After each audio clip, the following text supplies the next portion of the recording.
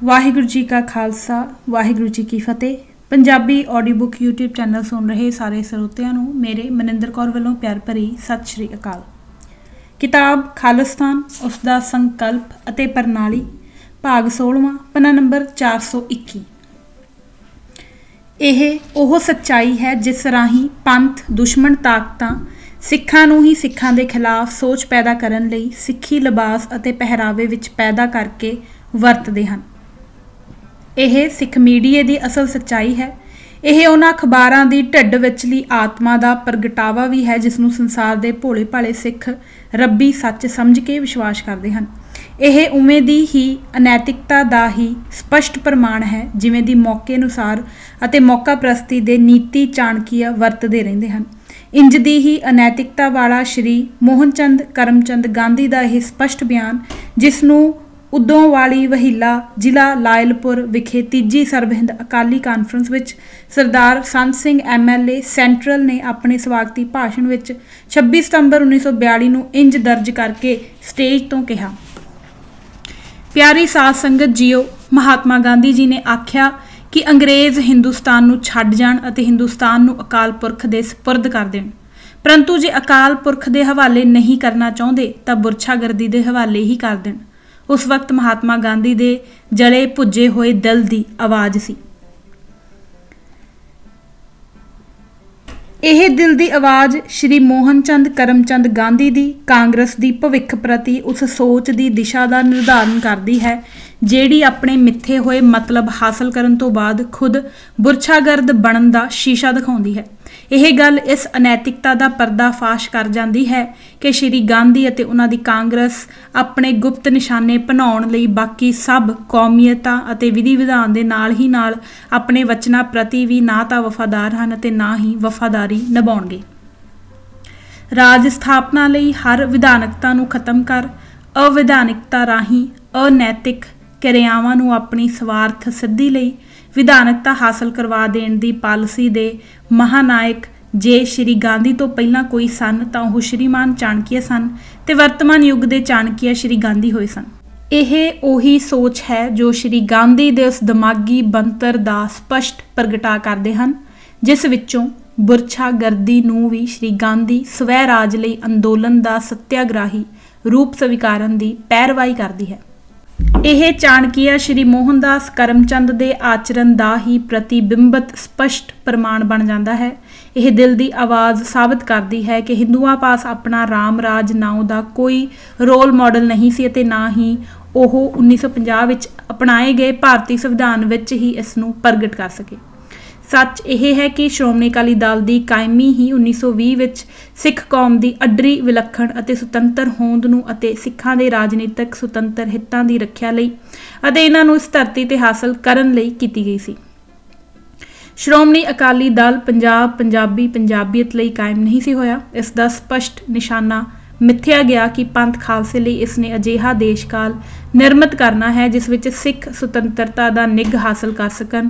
ਦਲ ਦੀ ਬਣਤਰ ਅਤੇ ਨਿਯਮਾਂ ਦੇ ਮੁੱਖ ਮੰਤਵ ਵਿੱਚ ਦਰਜ ਕੀਤਾ ਗਿਆ ਸਿੱਖਾਂ ਵਿੱਚ ਵੱਖਰੀ ਪੰਥਕ ਹਸਤੀ ਦਾ ਅਹਿਸਾਸ ਕਾਇਮ ਰੱਖਣਾ ਤੇ ਐਸਾ ਦੇਸ਼ਕਾਲ ਘੜਨ ਲਈ ਉੱਦਮ ਕਰਨਾ ਜਿਸ ਵਿੱਚ ਸਿੱਖ ਰਹਿਣੀ ਬਹਿਣੀ ਤੇ ਕੌਮੀ ਜਜ਼ਬਾ ਪ੍ਰਫੁੱਲਤ ਹੋ ਸਕੇ। ਇਸ ਦੇ ਲਿਖਿਤ ਵਿਧਾਨ ਦੇ ਪੰਨਾ ਨੰਬਰ 4 ਤੇ ਪੈਰਾ ਨੰਬਰ 2 ਵਿੱਚ ਸਪਸ਼ਟ ਦਰਜ ਕੀਤਾ ਗਿਆ ਕਿ ਹਰ ਇੱਕ ਬਾਲਗ ਸਿੱਖ ਸਿੱਖਣੀ ਜਿਸ ਦੀ ਉਮਰ ਘੱਟੋ ਘੱਟ 18 ਸਾਲ ਹੋਵੇ 4 ਆਨੇ ਸਾਲ ਦਾ ਚੰਦਾ ਦੇ ਕੇ ਇਸ ਜਥੇਬੰਦੀ ਦਾ ਮੈਂਬਰ ਬਣ ਸਕਦਾ ਹੈ ਬਸ਼ਰਤ ਕਿ ਉਹ ਪਤਿਤ ਨਾ ਹੋਵੇ, ਜਾਤ ਪਾਤ ਦੀ ਬਿਨਾਂ ਤੇ ਭਿੰਨ ਭੇਦ ਜਾਂ ਛੂਤ ਛਾਤ ਨਾ ਕਰਦਾ ਹੋਵੇ। ਨੋਟ: ਜਾਤ ਪਾਤ ਦੇ ਆਧਾਰ ਤੇ ਬਣੀਆਂ ਜਥੇਬੰਦੀਆਂ ਸਿੱਖ ਧਰਮ ਦੇ ਸਿਧਾਂਤਾਂ ਦੇ ਵਿਰੁੱਧ ਸਮਝੀਆਂ ਜਾਣਗੀਆਂ ਪਰੰਤੂ ਆਰਥਿਕ ਲਾਭਾਂ ਲਈ ਬਣੀ ਜਥੇਬੰਦੀ ਤੇ ਇਹ ਸ਼ਰਤ ਲਾਗੂ ਨਹੀਂ ਹੋਵੇਗੀ। ਵਿਧਾਨ ਦੇ ਨਿਯਮ 3 ਵਿੱਚ ਇਹ ਸਪਸ਼ਟ ਕੀਤਾ ਗਿਆ ਹੈ ਕਿ ਕੋਈ ਸੱਜਣ ਅਕਾਲੀ ਦਲ ਦੀ ਜਥੇਬੰਦੀ ਵਿੱਚ ਭਰਤੀ ਨਹੀਂ ਹੋ ਸਕੇਗਾ ਜੋ ਕਿਸੇ ਅਜਿਹੀ ਜਥੇਬੰਦੀ ਦਾ ਮੈਂਬਰ ਹੋਵੇ ਜਿਸ ਦਾ ਸਿਧਾਂਤ ਸਿੱਖ ਧਰਮ ਦੇ ਵਿਰੁੱਧ ਹੋਵੇ। ਸ਼੍ਰੋਮਣੀ ਅਕਾਲੀ ਦਲ ਨੇ ਆਪਣੇ ਇਹਨਾਂ ਨਿਸ਼ਾਨਿਆਂ ਦੀ ਪੂਰਤੀ ਲਈ ਦੇਸ਼ ਦੀ ਵੰਡ ਤੋਂ ਪਹਿਲਾਂ ਅਕਾਲੀ ਫੌਜ ਦੀ ਭਰਤੀ ਦਾ ਵੀ ਐਲਾਨ ਕੀਤਾ।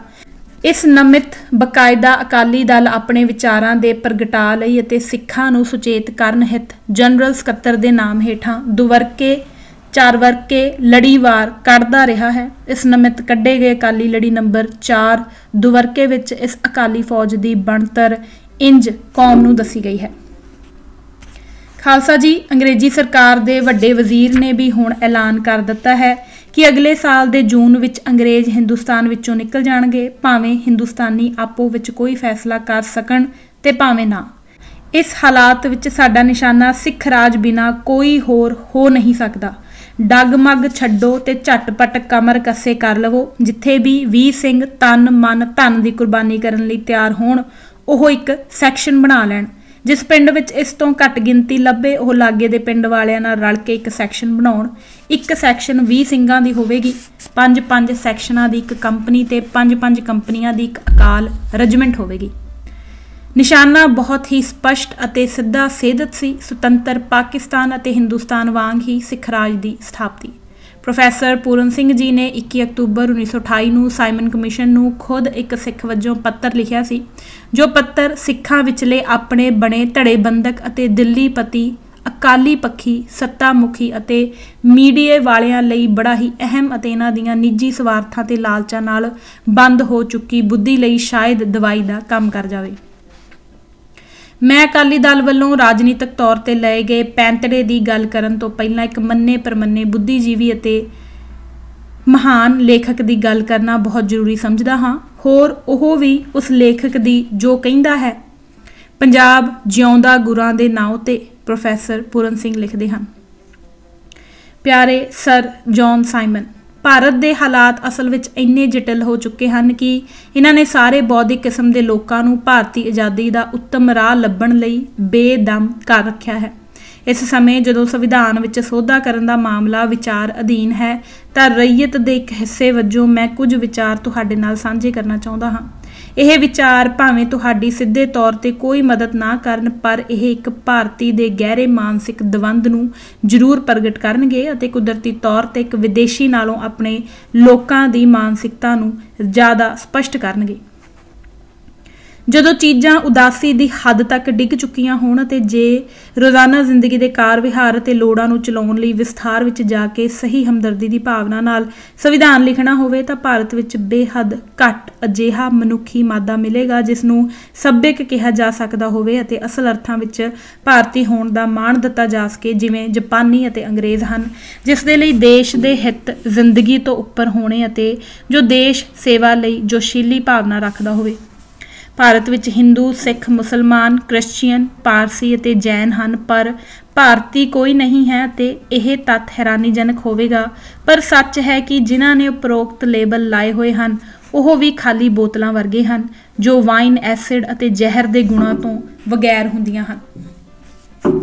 ਇਹਨਾਂ ਦਾ ਕੋਈ ਮਹੱਤਵ ਨਹੀਂ ਹੈ, ਕਿਉਂਕਿ ਸਦੀਆਂ ਤੱਕ ਭਾਰਤੀ ਸੁਭਾਅ ਖੁੱਲੀ ਡੁੱਲੀ ਦੇਸ਼ ਭਗਤੀ ਦੀ ਪ੍ਰਥਾ ਜਾਂ ਰਿਵਾਜ ਨਾਲ ਸੰਬੰਧਿਤ ਨਹੀਂ ਰਹੀ ਹੈ, ਸਗੋਂ ਇਹ ਨਸਲੀ ਧਾਰਨਾਵਾਂ ਤੇ ਸਮਾਜਿਕ ਅੰਧ ਵਿਸ਼ਵਾਸਾਂ ਉੱਤੇ ਆਧਾਰਿਤ ਹੈ। ਇਹ ਧਾਰਮਿਕ ਭਿੰਨ ਭੇਦ ਅਤੇ ਧਾਰਮਿਕ ਕੱਟੜਤਾ ਤੋਂ ਵੀ ਮੁਕਤ ਨਹੀਂ ਹੈ। ਇਹ ਪੱਕਾ ਹੈ ਕਿ ਨਹਿਰੂ ਰਿਪੋਰਟ ਨਾ ਹੀ ਅਸਲ ਦੇਸ਼ ਭਗਤੀ ਅਤੇ ਨਾ ਅਸਲ ਰਾਸ਼ਟਰਵਾਦ ਉੱਤੇ ਆਧਾਰਿਤ ਹੈ, ਜਿਸ ਵਿੱਚ ਇੱਕ ਕੌਮ ਉੱਭਰਦੇ ਜੋਸ਼ ਨਾਲ ਇੱਕ ਵੱਡੇ ਰਾਸ਼ਟਰ ਵਿੱਚ ਜਜ਼ਬ ਹੋ ਜਾਂਦੀ ਹੈ। ਗੁਰੂ ਸਾਹਿਬਾਨਾਂ ਨੇ ਸਿੱਖਾਂ ਨੂੰ ਮਰ ਚੁੱਕੇ ਲੋਕਾਂ ਦੇ ਢੇਰ ਵਿੱਚੋਂ ਅਲੱਗ ਕੀਤਾ ਸੀ। ਸਿੱਖ ਲੰਬੇ ਕੇਸ ਰੱਖਦੇ ਅਤੇ ਕਿਰਪਾਨ ਪਹਿਨਦੇ ਹਨ। ਭਾਵੇਂ ਅਜੋਕੇ ਆਧੁਨਿਕਵਾਦੀਆਂ ਲਈ ਇਹ ਚਿੰਨ੍ਹ ਬੇਤੁਕੇ ਹੋਣਗੇ, ਪਰ ਭਾਰਤ ਦੀਆਂ ਸਥਾਨਕ ਸਮਾਜਿਕ ਹਾਲਤਾਂ ਅਤੇ ਮਾਹੌਲ ਦੇ ਸੰਦਰਭ ਵਿੱਚ ਇਹ ਅਤ ਪ੍ਰਤਿਭਾਵਾਨ ਮਨੁੱਖ ਦੇ ਕੰਮਾਂ ਦਾ ਫਲ ਹਨ ਅਤੇ ਇਹਨਾਂ ਬੇਤੁਕੀਆਂ ਚੀਜ਼ਾਂ, ਕੇਸਾਂ ਅਤੇ ਦਾੜੀ ਵਰਗੀਆਂ ਦੇ ਥੱਲੇ ਇੱਕ ਪੂਰੇ ਰਾਸ਼ਟਰ ਦੀ ਜ਼ਿੰਦਗੀ ਲੁਕੀ ਹੋਈ ਹੈ। ਜਿਵੇਂ ਕੁਦਰਤ ਨੇ ਮੁਲਾਇਮ ਰੂਹ ਵਰਗੇ ਬੱਦਲਾਂ ਥੱਲੇ ਕੜਕਦੀ ਬਿਜਲੀ ਲੁਕਾ ਛੱਡੀ ਹੈ। ਹਿੰਦੂ ਇਸ ਕਾਰਜ ਨੂੰ ਆਪਣੇ ਵਿਰੁੱਧ ਚਿਤਵਦੇ ਹਨ। ਗੁਰੂ ਨੇ ਹਿੰਦੂਆਂ ਨੂੰ ਉਦੋਂ ਤੱਕ ਮਰੇ ਹੋਏ ਘੋਸ਼ਿਤ ਕੀਤਾ ਹੋਇਆ ਹੈ ਜਦੋਂ ਤੱਕ ਇਹ ਆਪਣੀ ਮੁਕਤੀ ਲਈ ਖਾਲਸਾ ਪੰਥ ਵਿੱਚ ਸ਼ਾਮਲ ਨਹੀਂ ਹੋ ਜਾਂਦੇ। ਹਿੰਦੂ ਉਹਨਾਂ ਜਾਤ-ਪਾਤ ਪ੍ਰਤੀ ਕੀਤੀਆਂ ਵਿਹਾਰਕ ਆਲੋਚਨਾਵਾਂ ਨੂੰ ਸਹਿਣ ਨਹੀਂ ਕਰਦੇ ਜਿਹੜੀਆਂ ਗੁਰੂ ਨੇ ਪੰਜਾਬ ਦੇ ਲੋਕਾਂ ਵਿੱਚ ਇੱਕ ਤਾਜ਼ਗੀ ਭਰਿਆ ਜੋਸ਼ ਭਰਨ ਸਮੇਂ ਪ੍ਰਤੀਘਾਤੀ ਤੌਰ ਉੱਤੇ ਕੀਤੀਆਂ ਸਨ। ਹਿੰਦੂਆਂ ਨੇ ਬੁੱਧ ਧਰਮ ਨੂੰ ਮੰਨਣ ਤੋਂ ਇਨਕਾਰ ਕੀਤਾ ਹੈ ਅਤੇ ਹੁਣ ਸਿੱਖ ਧਰਮ ਨੂੰ ਕਤਲ ਕਰ ਦੇਣਾ ਚਾਹੁੰਦੇ ਹਨ, ਕਿਉਂਕਿ ਦੋਵੇਂ ਸਿਸਟਮ ਪਿਆਰ ਭਰੇ ਧਰਮ ਦਾ ਚੋਲਾ ਪਾ ਕੇ ਕਾਰਜਸ਼ੀਲ ਹਿੰਦੂ ਤਾਨਾਸ਼ਾਹੀ ਨੂੰ ਨਿੰਦਦੇ ਹਨ। ਹਿੰਦੂਆਂ ਵੱਲੋਂ ਮਾਰੀਆਂ ਗਈਆਂ ਕੁਝ ਸੱਟਾਂ ਦੱਸਦੀਆਂ ਹਨ ਕਿ ਹਵਾ ਕਿਸ ਦਿਸ਼ਾ ਵਿੱਚ ਵਗੇਗੀ। महात्मा गांधी ने केस रखण दे विरोध विच प्रचार किया है। वह सिख जित्तां दे नारिਆਂ ਨੂੰ ਨਿੰਦਦਾ है ते इन्हां ਨੂੰ देश विरोधी दसदा है, जिन्हां नाल सिखां ने मुगल तानाशाही दा हुलिया विगाड़ दिता सी अते एक आज़ाद कौम बन गए सन। सिख मर जाणगे जे उन्हां केस कटा के हिंदू शक्ल बना लई। नेहरू संविधान विच सिखां लई दिखाई गई किरपालू बिरती हिंदू कांग्रेस दी सिखां नूं हिंदुआं विच जज्ब कर लैण दी ही नीति है। प्रोफैसर पूरन सिंह जी दी इस लिखत दे शब्द पाठकां दी खास तवज्जो पूरी तरजीह नाल मंगदे हन। उपरोक्त तो इलावा हेठलियां ते भी विशेष ध्यान दिओ। शायद तुसीं कहोगे कि मैं तुहाडा समां बर्बाद कर रहा हाँ। मैं तुहानूं विश्वास दिवाउंदा हाँ कि तुसीं अते तुहाडे मित्र जे संविधानक वकील हुंदे होए पंडित मोती लाल नेहरू अते उस वर्गे बंदियां वांग इस भारत जिथे जादूगरनियां दा कड़ाहा उबल रहा है, इन्हां लई संविधान लिखदे हो तां तुसीं बराबर समां बर्बाद कर रहे हो। इस समय आया हरेक संविधान हर हालत विच एक कौम नूं दूजियां उत्ते हावी रखेगा ते इन्हां नूं हमेशा जीवन नूं मुअत्तल कर देण वर्गियां हालतां विच रखिया जावेगा। इस संविधान अधीन होने वाली सारी तरक्की एक कौमी होवेगी, ना कि बहुकौमी। यह बहुकौमी शासन नहीं होवेगा, सगों यह अराजकता का ही रूप होवेगा, जिस विच प्रशासन एक तानाशाह ते संप्रदायिक कौम वल्लों ही चलाया जाएगा। पशुआं वर्गे झुंड अते इस दी वोट का कोई मतलब नहीं हुंदा। सारा जिला सिर्फ कुछ अफसरां वल्लों चलाया जाएगा। यह लोकां वल्लों चुने हुए नहीं होणगे, यह असल तानाशाह होणगे ते जे संप्रदायिक भेदभाव नाल सेवावां नूं दूषित किया गया तां सिर्फ सब तो ताकतवर कौम ही विहारक प्रशासन के मामले विच दूजिआं नूं चलाएगी। जे हिंदू कुर्सी उत्ते बहिंदा है तां मुसलमानां नूं दुख देवेगा अते जे मुसलमान ताकत विच होणगे तां हिंदू जनता नूं जख्मी करनगे। नेहरू कमेटी ने जिहड़े प्रतिनिध लैजिसलेटिव ढांचे ते सिस्टम की रूपरेखा तैयार की है, विच ताकत उत्ते इजारेदारी प्राप्त करन लई वोटां हमेशा संप्रदायिक माहौल विच होणगियां अते यह जनतक सेवावां दा मनोबल कायम रखण विच हमेशा बेअसर अते दुर्बल होणगे। वोट अधिकार का मतलब सिर्फ झुंड की वोट होवेगा। प्रोफैसर पूरन सिंह जी वालों साइमन कमीशन नूं लिखे पत्र दे इन्हां विचारां दे एक एक अखर ते गौर करो। जे तुसी सचमुच भारत नूं आज़ादी जां डोमीनियन रुतबा देना चाहुंदे हो तां विहारक तौर ते इत्थे इस तो भाव खाली आज़ादी अते इंग्लैंड अगे शिष्टता नाल सिर झुकाउणा होवेगा। मैं कहंदा हाँ, भारत दे गरीब लोकां नूं संविधान जो इन्हां दे अधिकारां नूं परिभाषित करदा होवे दी लोड़ नहीं है। यह चीज़ां बाद विच आउणीआं चाहीदियां हन, पर पहलां सारे भारत की कीमत उत्ते पंजाब सूबे विच एक असल डिकटेटर दिता जाना चाहिदा है अते इस नूं आज़ादी दिती जानी चाहिदी है। पर संगवश तुसीं देखोगे कि दूजे सूबे पंजाब विचले अपने भरावां दी तरक्की लई इस अजीब केंद्री व्यवस्था नूं किंज खुशी नाल सहन करदे हन। जे इस तरह नहीं हुंदा तां तुसीं सानूं सिखाउण दा काम वधिया तरीके नाल नहीं कीता अते जां तुसीं राजां नूं आज़ादी लई योग बनाउण दे काबिल नहीं हो। तुहानूं अपनी अणइच्छा ते अपने सिस्टम अते बंदियां दी अयोगता नूं मनना पएगा, जो तुसीं सानूं आज़ाद मनुख बनाउण विच अते जो कुछ हुण तक सानूं दित्ता है देण विच दिखाई है। साडीआं यूनीवर्सिटियां जिहड़ी सिੱਖਿਆ दिंदियां हन, यह तुहाडे वल्लों सामराज अते अपणीआं अंबैसियां नूं चलाउण लई अपने नौजवानां नूं दित्ती जांदी विलासी अकादमिक सिੱਖਿਆ दी नकल ही है। यह साडे किस काम दी है? कोई भी इस नतीजे उत्ते पहुँच सकता है कि भारत नूं छोटे छोटे हिस्सों में तोड़ दिओ, प्रशासन का खर्चा घटाओ और सिस्टम विच काम करने वाले लोगों की योग्यता वधाओ। नेहरू कमेटी कलम दे एक झटके नाल ऐसी कौम सिख कौम नूं किवें खत्म कर सकती है कि हिंदुआं दा यह न्याय संगत विहार है। सिंध नूं अलग कर दिता गया है क्योंकि यह मुस्लिम मंग सी। सिखां नूं हिंदू मन के अणगौलिया कर दिता गया। हिंदू जे अपने आप नूं बंदे समझते हैं तो उन्होंने सिख हक्कां लई उन्हां नाल डटना चाहिदा है ते केंद्री पंजाब नूं सिख सूबा बनाउण लई मंग रखनी चाहिदी है। यह अहिंसात्मक खाना जंगी ही मजबूत कौमां नूं बनदे लाभ दिवा सकती है। प्रोफैसर पूरन सिंह जी अंग्रेज़ नूं उलामा दिंदे होए उसकी मंदी भावना नूं उसदे रूबरू बड़ी खूबी अते निरभैता नाल रखदे अगे लिखदे हन। ਸਿੰਧੀ ਵਪਾਰੀਆਂ ਜੋ ਬਹੁ ਗਿਣਤੀ ਵਿੱਚ ਸਿੱਖ ਹਨ ਅਤੇ ਹਿੰਦੂਆਂ ਨੂੰ ਨਹਿਰੂ ਡਰਾਫਟ ਅਤੇ ਸਮਝੌਤੇ ਨੂੰ ਕਿਸ ਕੀਮਤ ਉੱਤੇ ਮੰਨਣ ਲਈ ਮਜਬੂਰ ਕੀਤਾ ਗਿਆ ਹੈ। ਇਸੇ ਸਿਧਾਂਤ ਦੇ ਆਧਾਰ ਉੱਤੇ ਕੇਂਦਰੀ ਪੰਜਾਬ ਨੂੰ ਸਿੱਖ ਸੂਬਾ ਕਿਉਂ ਨਹੀਂ ਬਣਾਇਆ ਗਿਆ? ਕਿਉਂਕਿ ਮਾਝੇ ਅਤੇ ਮਾਲਵੇ ਦੇ ਸਿੱਖਾਂ ਨੇ ਕੋਹਾਟ ਅਤੇ ਲਾਹੌਰ ਹਾਲਾ ਨਹੀਂ ਬਣਾਏ ਹਨ। ਅਰਥਾਤ ਸਿੱਖਾਂ ਨੇ ਆਬਾਦੀ ਦੀ ਦਰ ਵਧਾਉਂਦੇ ਹੋਏ ਆਪਣੇ ਆਪ ਨੂੰ ਮੁਸਲਮਾਨਾਂ ਤੇ ਹਿੰਦੂਆਂ ਵਾਂਗ ਕਿਸੇ ਖਿੱਤੇ ਵਿਸ਼ੇਸ਼ ਵਿੱਚ ਆਪਣੇ ਆਪ ਨੂੰ ਬਹੁ ਗਿਣਤੀ ਆਬਾਦੀ ਵਾਲੀ ਕੌਮ ਨਹੀਂ ਬਣਾਇਆ ਹੈ। ਨਹਿਰੂ ਕਮੇਟੀ ਨੇ ਸਿੱਖਾਂ ਨੂੰ ਅਣਗੌਲਿਆ ਕੀਤਾ ਹੈ ਕਿਉਂਕਿ ਇਹਨਾਂ ਦੀ ਗਿਣਤੀ ਮੁਸਲਮਾਨਾਂ ਵਾਂਗ ਜ਼ਿਆਦਾ ਨਹੀਂ, ਪਰ ਅਹਿਮਦ ਸ਼ਾਹ ਅਬਦਾਲੀ ਵਰਗੇ ਹਮਲਾਵਰ ਨੇ ਵੀ ਸਿੱਖਾਂ ਦੀ ਰਾਜਨੀਤਿਕ ਹਸਤੀ ਨੂੰ ਪੰਜਾਬ ਵਿੱਚੋਂ ਅੱਵਲ ਮੰਨਿਆ ਹੈ। ਸ਼ਾਇਦ ਉਹ ਨਾਦਰ ਸ਼ਾਹ ਹੀ ਸੀ ਜਿਸ ਨੇ ਕਿਹਾ ਸੀ ਕਿ ਇਸ ਸਿੱਖ ਕੌਮ ਵਿੱਚੋਂ ਪ੍ਰਭੂ ਸੱਤਾ ਦੀ ਗੰਧ ਆਉਂਦੀ ਹੈ। ਇੱਕ ਤੋਂ ਪਿੱਛੋਂ ਇੱਕ ਅੰਗਰੇਜ਼ ਕਮਾਂਡਰਾਂ ਨੇ ਸਿੱਖਾਂ ਦੀ ਬਹਾਦਰੀ, ਦੇਸ਼ ਭਗਤੀ ਅਤੇ ਉੱਚ ਨੈਤਿਕ ਵਿਅਕਤੀਤਵ ਨੂੰ ਮੰਨਿਆ ਹੈ।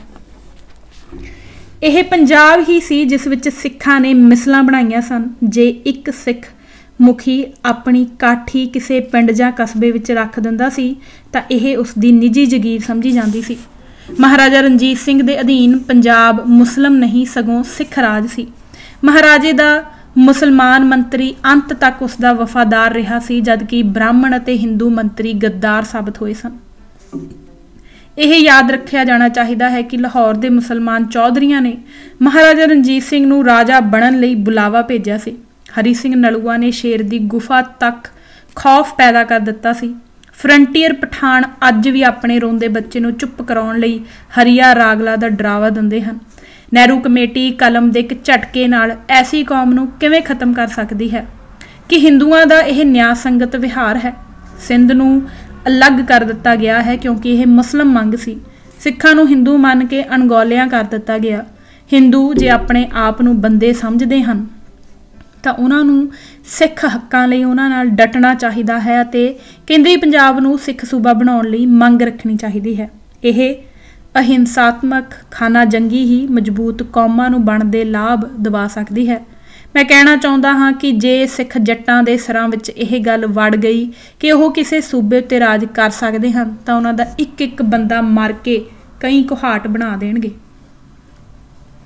ਪ੍ਰੋਫੈਸਰ ਪੂਰਨ ਸਿੰਘ ਜੀ ਦੀ ਇਹ ਚਿੱਠੀ ਇਸ ਉਪਰੋਕਤ ਜ਼ਿਕਰ ਕੀਤੇ ਸੰਪਾਦਕ ਤੋਂ ਇਲਾਵਾ ਸਮੂਹ ਸਿੱਖਾਂ ਦੀਆਂ ਅੱਖਾਂ ਨੂੰ ਖੋਲ੍ਹਣ ਲਈ ਕਾਫੀ ਹੈ, ਜੋ ਸਾਈਮਨ ਕਮਿਸ਼ਨ ਦੇ ਅਸਲ ਰਿਕਾਰਡ ਨਾਲ ਦਰਜ ਕੀਤੀ ਗਈ ਹੈ। ਮੋਹਾਲੀ ਦੇ ਅਖਬਾਰ ਨੂੰ ਤਾਂ ਇਤਨੇ ਨਾਲ ਹੀ ਆਪਣੀ ਗਲਤੀ ਸੁਧਾਰ ਲੈਣੀ ਚਾਹੀਦੀ ਹੈ ਅਤੇ ਕੌਮ ਤੋਂ ਮੁਆਫੀ ਮੰਗ ਲੈਣੀ ਚਾਹੀਦੀ ਹੈ, ਨਹੀਂ ਤਾਂ ਉਸ ਵੱਲੋਂ ਆਪਣੀ ਅਖਬਾਰ ਵਿੱਚ ਛਾਪਿਆ ਗਿਆ ਝੂਠ ਦੁਸ਼ਮਣ ਲਈ ਸੱਚ ਦਾ ਕੰਮ ਕਰੇਗਾ। ਪਰ ਮੈਨੂੰ ਯਕੀਨ ਹੈ ਕਿ ਉਹ ਅਤੇ ਉਸਦੇ ਜ਼ਿਆਦਾ ਸਿਆਣੇ ਸਪੋਰਟਰ ਇੰਜ ਕਰਨਗੇ ਨਹੀਂ ਅਤੇ ਦੁਸ਼ਮਣ ਨੂੰ ਹੀ ਸਿੱਖਾਂ ਦੇ ਖਿਲਾਫ ਸੰਦ ਬਣਾ ਕੇ ਦੇਣ ਲਈ ਆਪਣੇ ਹੰਕਾਰ ਦੇ ਫੁੰਕਾਰੇ ਫਨੀਅਰ ਵਾਂਗ ਛੱਡਦੇ ਹੀ ਰਹਿਣਗੇ। ਝੂਠ ਦੀ ਹਨੇਰੀ ਲਿਆਉਣ ਵਾਲੇ ਇਹ ਸਿਆਣੇ ਕੌਮ ਦੀ ਰਾਜਸੀ ਸੱਤਾ ਦੀ ਕਬਰ ਸਮਾਜਿਕ ਤੇ ਧਾਰਮਿਕ ਸੱਤਾ ਨੂੰ ਹਿਲਾ ਕੇ ਅਵਸ਼ ਖੋਦਣਗੇ।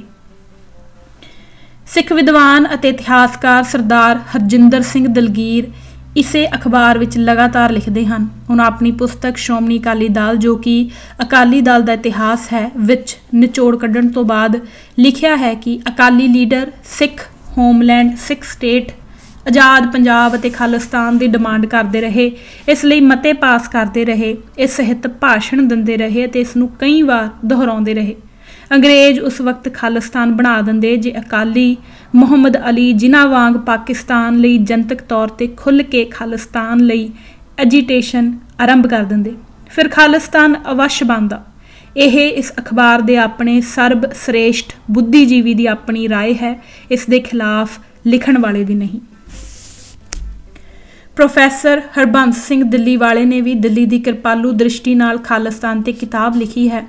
ਹੋਰ ਵੀ ਕਈਆਂ ਨੇ ਸਿੱਖ ਰਾਜਨੀਤਿਕ ਦਰਸ਼ਨ ਦੇ ਸਟੇਟ ਦੇ ਸਿਧਾਂਤ ਅਤੇ ਸੰਕਲਪ ਖਾਲਿਸਤਾਨ ਸੰਬੰਧੀ ਬਿਨਾਂ ਅਧਿਐਨ ਕੀਤੇ ਬਹੁਤ ਸਾਰੀਆਂ ਗੱਪਾਂ ਅਤੇ ਝੂਠ ਦਾ ਪਸਾਰਾ ਕੀਤਾ ਹੈ। ਇਹਨਾਂ ਵਿੱਚੋਂ ਕਈਆਂ ਨੇ ਇੰਜ ਭਾਰਤ ਸਟੇਟ ਦੀ ਕਿਰਪਾਲੂ ਮਿਹਰ ਦੀ ਪ੍ਰਾਪਤੀ ਹਿੱਤ ਕੀਤਾ ਹੈ, ਕਈਆਂ ਨੇ ਸਿੱਖਾਂ ਨਾਲ ਦੁਸ਼ਮਣੀ ਕਮਾਉਣ ਲਈ ਅਤੇ ਕਈਆਂ ਨੇ ਸਿਰਫ ਅਖਬਾਰੀ ਸੁਰਖੀਆਂ ਦਾ ਸਹਾਰਾ ਲੈ ਕੇ ਵਿਕਾਊ ਮਾਲ ਰਚਣ ਦੀ ਪ੍ਰਵਿਰਤੀ ਨਾਲ ਖਾਲਿਸਤਾਨ ਸੰਬੰਧੀ ਲਿਖਿਆ ਹੈ। ਇਹੋ ਕੁਝ ਵਤੀਰਾ ਸਿੱਖਾਂ ਵਿਚਲੇ ਧੜਿਆਂ ਦਾ ਵੀ ਰਿਹਾ ਹੈ ਅਤੇ ਹੈ। ਇਹਨਾਂ ਸਭਨਾਂ ਨੂੰ ਮੇਰਾ ਇਹੋ ਹੀ ਉਪਰੋਕਤ ਜਵਾਬ ਹੈ ਅਤੇ ਇਸ 'ਤੇ ਉਹ ਮੇਰੇ ਨਾਲ ਜਿੱਥੇ ਮਰਜ਼ੀ ਸੰਵਾਦ ਕਰ ਸਕਦੇ ਹਨ। ਖਾਲਿਸਤਾਨ ਬਾਬਤ ਮੈਂ ਉਹਨਾਂ ਨੂੰ ਉਹਨਾਂ ਦੇ ਹਰ ਇੱਕ ਨਜ਼ਰੀਏ ਤੋਂ ਗਲਤ ਸਾਬਤ ਕਰਨ ਦਾ ਦਾਅਵਾ ਇਸ ਲਿਖਤ ਰਾਹੀਂ ਕਰਦਾ ਹਾਂ। ਆਓ ਹੁਣ ਗੱਲ ਅਕਾਲੀ ਦਲ ਦੀ ਕਰੀਏ। ਗੁਰਦੁਆਰਾ ਸੁਧਾਰ ਲਹਿਰ ਤੋਂ ਪਹਿਲਾਂ ਹੀ ਸਿੱਖਾਂ ਵਿੱਚ ਆਪਣੇ ਤੌਰ ਤੇ ਪੈਦਾ ਹੋਏ ਉਹਨਾਂ ਹਰਿਆਵਲ ਦਸਤਿਆਂ ਨੂੰ ਜੋ ਸਿੱਖ ਕੌਮ ਲਈ ਅਤੇ ਧਰਮ ਦੀ ਰੱਖਿਆ ਲਈ ਬਿਨਾਂ ਕਿਸੇ ਸਵਾਰਥ ਤੋਂ ਸਮਾਜ ਵਿੱਚ ਨਿੱਤਰ ਆਏ ਅਤੇ ਸਰਕਾਰੀ ਜ਼ਬਰ ਦੇ ਸ਼ਿਕਾਰ ਹੋਣ ਲੱਗ ਪਏ, ਉਹਨਾਂ ਨੂੰ ਆਪਣੇ ਆਪ ਹੀ ਲਿਖਾਰੀ, ਕਵਿਸ਼ਰ ਅਤੇ ਆਮ ਸਿੱਖ ਅਕਾਲੀ ਕਹਿਣ ਲੱਗ ਪਏ ਸਨ। ਇੰਜ ਸਿੱਖ ਕੌਮ ਲਈ ਸੰਘਰਸ਼ ਕਰਨ ਵਾਲੀ ਸਿੱਖ ਜਮਾਤ ਲਈ ਸਿੱਖ ਸਮਾਜ ਦੀ ਸਾਈਕੀ ਵਿੱਚ ਇੱਕ ਸ਼ਬਦ ਅਕਾਲੀ ਜੁੜ ਗਿਆ, ਜਿਸ ਤੋਂ ਉਸ ਵਕਤ ਸਿੱਧਾ ਅਰਥ ਜੋ ਅਨੁਭਵ ਕੀਤਾ ਤੇ ਸਮਝਿਆ ਜਾਂਦਾ ਸੀ ਉਹ ਅੱਜ ਦੇ ਮੁਜਾਹਿਦੀਨ, ਸੁਤੰਤਰਤਾ ਸੰਗਰਾਮੀ ਜਾਂ ਆਜ਼ਾਦੀ ਘੁਲਾਟੀਏ ਦਾ ਪ੍ਰਤੀਰੂਪ ਜਾਂ ਅਸਲ ਬਦਲ ਸਿੱਖ ਕੌਮ ਲਈ ਅਕਾਲੀ ਸ਼ਬਦ ਆਪਣੇ ਆਪ ਕੌਮ ਵੱਲੋਂ ਪੈਦਾ ਕੀਤਾ ਤੇ ਅਪਣਾਇਆ ਗਿਆ ਸੀ। ਅਕਾਲੀ ਸ਼ਬਦ ਦਾ ਅਰਥ ਬੜਾ ਹੀ ਸਪਸ਼ਟ ਅਤੇ ਨਿਖਰਵਾਂ ਸਿੱਖ ਕੌਮ ਵੱਲੋਂ ਸਵੈ ਨਿਰਮਿਤ ਭਾਸ਼ਾਈ ਸ਼ਬਦਕੋਸ਼ ਦੀ ਅਧਿਕਾਰਤਾ ਵਿੱਚੋਂ ਲੋਕ ਨਿਰਮਿਤ ਪ੍ਰਣਾਲੀ ਅਧੀਨ ਸਵੀਕਾਰ ਕੀਤਾ ਗਿਆ ਹੈ। ਅਕਾਲੀ ਉਹ ਅੰਮ੍ਰਿਤਧਾਰੀ ਸਿੱਖ ਜੋ ਆਪਣੇ ਆਪ ਨੂੰ ਅਕਾਲ ਪੁਰਖ ਦੀ ਇੱਕਮਾਤਰ ਪ੍ਰਜਾ ਮੰਨਦਾ ਹੈ। ਇਹ ਅਕਾਲੀ ਸੋਚ ਦਾ ਪੰਥਕ ਗਰਭ ਵਿੱਚ ਪੈਦਾ ਹੋਣਾ ਹੈ ਜੋ ਅਕਾਲੀ ਦੀ ਅਸਲ ਪਹਿਚਾਣ ਹੈ। ਇਸ ਜੰਗਜੂ ਅਕਾਲੀ ਦੀ ਆਵਾਜ਼ ਨੂੰ ਹੀ ਪ੍ਰਤੀਨਿਧਤਾ ਦੇਣ ਲਈ ਇਸੇ ਵਿਚਾਰਧਾਰਕ ਅਕਾਲੀ ਪ੍ਰਜਾਧਾਰੀ ਸਿੱਖ ਕੌਮ ਦੇ ਆਵਾਮ ਵਿੱਚੋਂ ਹੀ ਬਾਅਦ ਵਿੱਚ ਇਸ ਦੇ ਸੰਘਰਸ਼ ਅਤੇ ਸੋਚ ਨੂੰ ਲੁਕਾਈ ਤੱਕ ਪੁਜਾਉਣ ਵਾਸਤੇ 13 ਮੈਕਲਿਕਨ ਰੋਡ ਲਾਹੌਰ ਤੋਂ ਅਕਾਲੀ ਨਾਮ ਤੋਂ ਅਖਬਾਰ 21 ਮਈ 1920 ਨੂੰ ਆਰੰਭ ਹੋਈ, ਜਿਸ ਨਾਲ ਸਿੱਖਾਂ ਦਾ ਸੰਜੀਦਾ, ਚਿੰਤਨਸ਼ੀਲ, ਸੁਚੇਤ, ਬੁੱਧੀਜੀਵੀ, ਵਿਦਵਾਨ ਅਤੇ ਪੜ੍ਹਿਆ ਲਿਖਿਆ ਭਾਈਚਾਰਾ ਇਕਮੁੱਠ ਹੋਣ ਲੱਗ ਪਿਆ। ਇਸ ਵਕਤ ਤੱਕ ਅਕਾਲ, ਅਕਾਲ ਅਤੇ ਅਕਾਲੀ ਦੇ ਨਾਅਰੇ ਵਾਤਾਵਰਨ ਵਿੱਚ ਹਰ ਪਾਸੇ ਲੱਗਦੇ ਸਨ, ਪਰ ਵਿਧੀਵਤ ਰੂਪ ਵਿੱਚ ਜਾਂ ਬਕਾਇਦਗੀ ਨਾਲ ਕੋਈ ਵੀ ਜਥੇਬੰਦੀ ਹਾਲੇ ਅਕਾਲੀ ਦਲ ਵਜੋਂ ਕਾਇਮ ਨਹੀਂ ਸੀ ਹੋਈ।